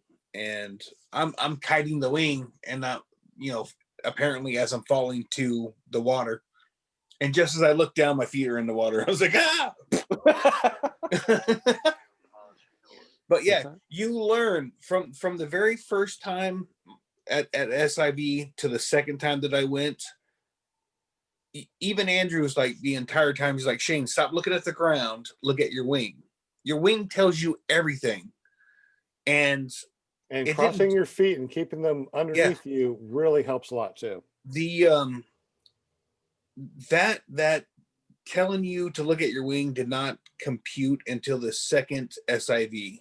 And I literally had no issues correcting my wing because I could see it the entire time, and I was on top of it. Before, I was too busy going, where's the ground? The ground is 4,000 feet below me. I'm not getting there anytime soon. Yeah. Your wing is here now. Yeah. So you got to practice that too. You got to, I do it right now as I'm flying. Anytime I fly, I'm always looking at my wing and I glance at the ground. But And as you're taking off, don't look up as you're taking off while your feet are still on the ground. That could cause some dizziness. Always look to the left and to the right. But once your feet leave the ground, look up all you want to. It's no big deal. Yeah, good point. That's exactly what that teaches in training. How many of you guys have had a riser twist? If I may, right after you get in the air? Hey, Jim's trying to chime in for a second. Yes, sir, Jim. Yeah, it's just getting late over here. The family's turning into bed and everything, and I just wanted to thank y'all for hosting us, having us as guests, me and Morgan. I'm sure he enjoyed it. If you could see my smile once he was on there, I was enjoying it the whole time. It's nice seeing y'all. Good seeing you again, Brian, and thank you, Brian and Sean, for having us on the show. Good seeing all y'all, Walter, Linda, and nice meeting you. Mark, is it? Yes, sir. Mark, thank you. Mark and Amy. Mark and Amy, nice meeting you both. I'll have to look into that pair of chick pies and see what you got going there. I like to eat me some pie, so we'll see. Y'all have a good night. Good night, Shane. Good night, sir. Sorry. Hey, Amy's pie is the best. Thanks for coming on. Ask Sean. John had plenty of Amy's pie this weekend. It was great. Man, Yeah, we're going to have a pie joke coming up soon, I'm pretty sure. Is the tip jar still out? Shane, I'm awake now. I'm wide I'm awake awake now. Shane, you got a second win now. Hey, we'll get you out of your funk, Shane. Oh, Amy, listen. Hey, Amy's pie gets everybody out of their funk. Let me tell you. First of all, I'm super embarrassed. You? Shane, embarrassed? Who is this imposter on our podcast? Yeah, my wife walks in and goes, "Are you sleeping?" I was like, "Oh my God, I think I was." Like, seriously? You were snoring. You were snoring. We heard you snore. Oh, you were out. You were sawing logs, buddy. Oh my God, dude. Today was just been a freaking emotional roller coaster, and apparently I did get my second win, just so you know. But Jesus, I'm truly embarrassed. I really am. I do apologize. Oh, it was so adorable seeing Shane snooze and snore on the podcast. Your mouth wide open. It was just so You were funny. drooling. The drool hanging from everywhere. your lip was the best. I told Why Linda didn't we to take post our it. screenshot then? I know, right? Exactly. Oh, dang. You know, I Missed can still get a opportunity. screenshot from that because we had it on there. Oh, so yeah, I you can still back it post up. Oh yeah. Yeah, I'm okay with that. I I'm was okay just with that. I was just so proud how professional we just kept rolling on and everything. Yeah. Actually, Shane, Amy, Linda on our screen Yeah. was sitting right next to you with her video, and Amy was like, "Linda, can you reach over and poke Shane and wake him up?" Poke. I should. I messaged This would be like Hollywood Squares, Yeah, there right? you go. Yeah, right. Exactly. No. Hey, Mark, what we've learned tonight is maybe you should let Amy talk more. That'll keep me up, and then you talk less. That'll be fine. If it's still paramotor equipment and pies, I don't care. hey, Shane, Dang. email me your information and I'll send you something. Which time? I've sent you 17 times. I've got Not nothing. me. Not me. You have not sent me. You. And I That's tell not him I true. need this address. Shane Messenger. I'm like, Shane, I don't have your address. And I go back and chat. It's like Amy, 17 check times. Facebook Messenger.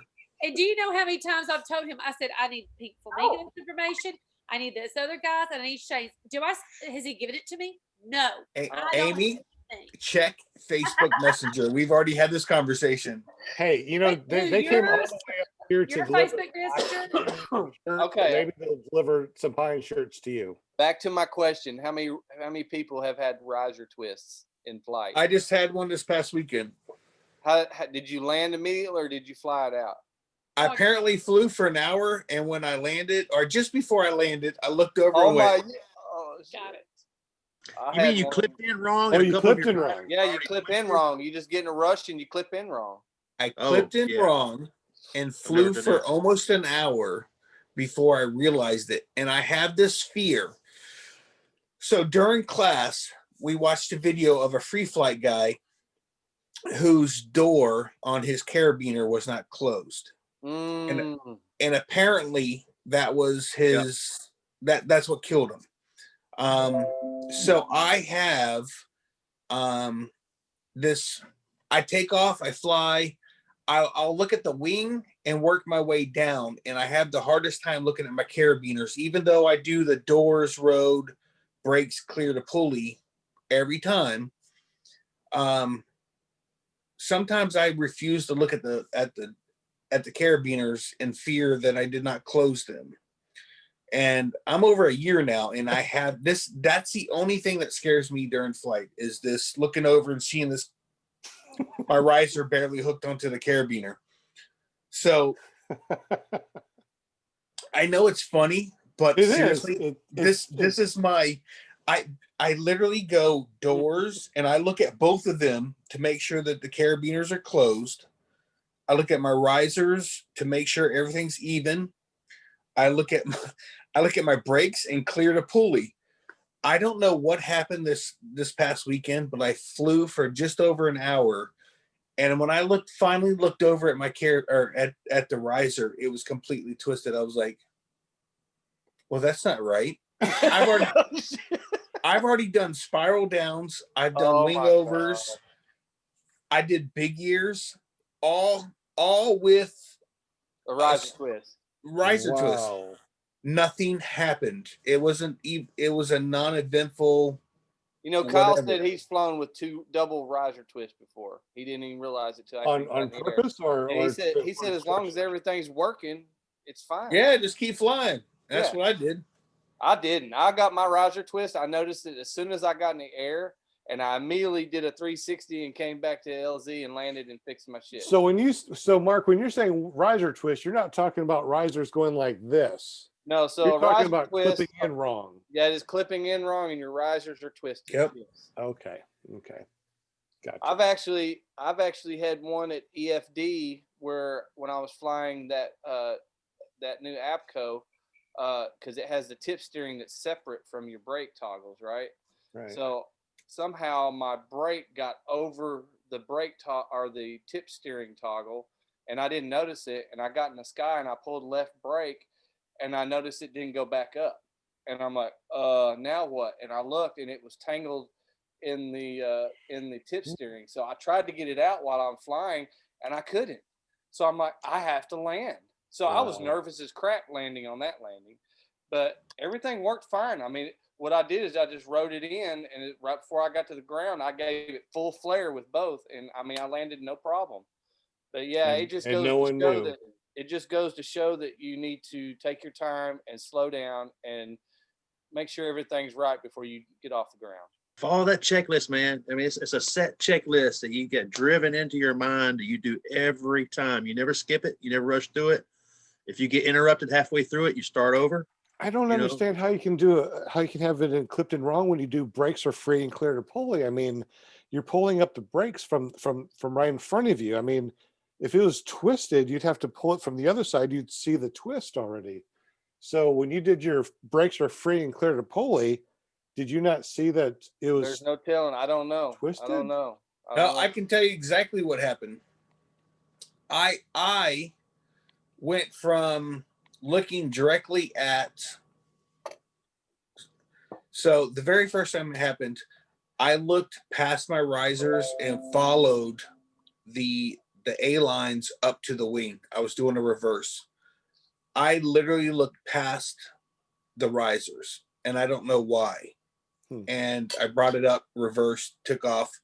That my very first time, I actually had a riser twist with a brake line that was actually opposite of that twist. So when I pulled brake, it held. That's exactly what happened to me. It held. So what I did is I ended up reaching above the riser twist and pulling the brake line out, circling back around to the left, knowing that once I pulled right, I was stuck right. So I waited to flare. This last time, this past weekend, I don't know why, because that first time scared me so bad. I don't know why or even how. I still don't know how I did it, because since my first riser twist, I've always literally focused on the risers. And then from there, I focus on the A-lines. And I still, right now, I don't know how I did it. It did not affect me at all on my flight, but it did give me great concern once again that I did not follow what I was supposed to be following. You know, there's been a couple times where I've clipped in and before I took off and go to do a forward launch, and you know, you get your A's in your hand, you've got the rest of the risers laying on your arms, and it just doesn't feel right. And I've unclipped and went back and looked, and I actually, if I would have taken off, I would have had a twist. But I caught it before I got off the ground because it didn't look right and it didn't feel right when I got them laying on my arm. Yep. Well, hey guys, I'm going to bail. Yeah, I need to go check on some family, and I appreciate y'all being on the show tonight, everybody. I really enjoyed it. We had some good guests. That was an interesting story here in Jim and Morgan's story for sure. That was awesome. Another 3.5 hour podcast.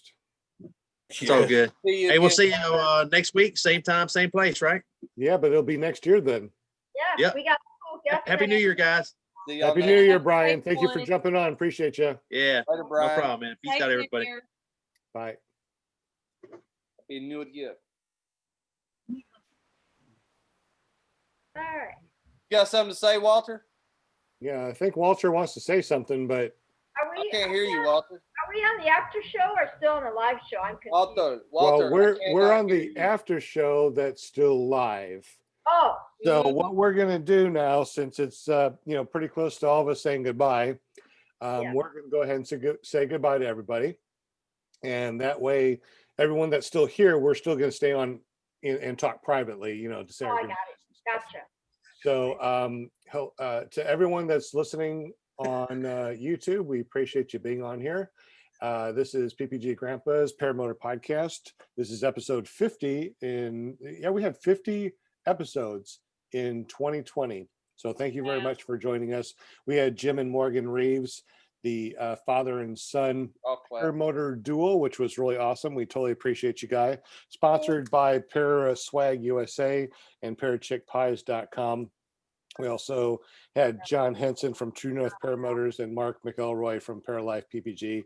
We appreciate everyone that has, helped donate gear and shirts and things on the show this year, and we really appreciate you. This next year coming up, we're going to be doing at least one giveaway per show, and hopefully we're going to be doing a lot more. If anyone out there knows anybody that wants to give us shirts or whatever to give away, please let us know. Send me an email to ppggrandpa@gmail.com. Also go over to our merch store to help support us at iloveppg.com.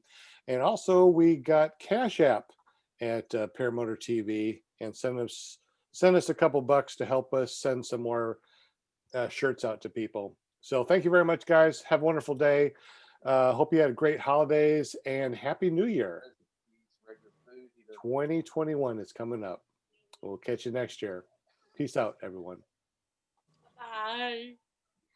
And Amy? now, for all you wonderful people that are still out there listening to us on this last podcast of the year, if you are still listening to us on your favorite podcast app, email me at ppggrandpa@gmail.com. Let me know that you made it all the way to the end of our podcast, our audio podcast, episode 50, and we will send you something wonderful and sweet through the mail. Just send me your name, email address. Well, of course, you're emailing your name and your mailing address. There we go. To ppggrandpa@gmail.com. Have a happy new year, and we'll see you next year when we go to episode 51. Hey, who's 51, Linda? Who's our next person that's going to jump on? Do you know, Linda? Oh, she's talking on the phone. All right, y'all have a great year. We'll see you next year. Peace out. Peace. Yeah, apparently it's a Domino's delivery guy. That's who Amy, please tell me that dog of yours is named Willie. Oh, it's Rocky. Willie, the one-eyed wonder worm? No, the wet Willie. Yeah. Yes, he's only got one eye. Yeah. Amy's been stroking Mark's Willie all night long. Rocky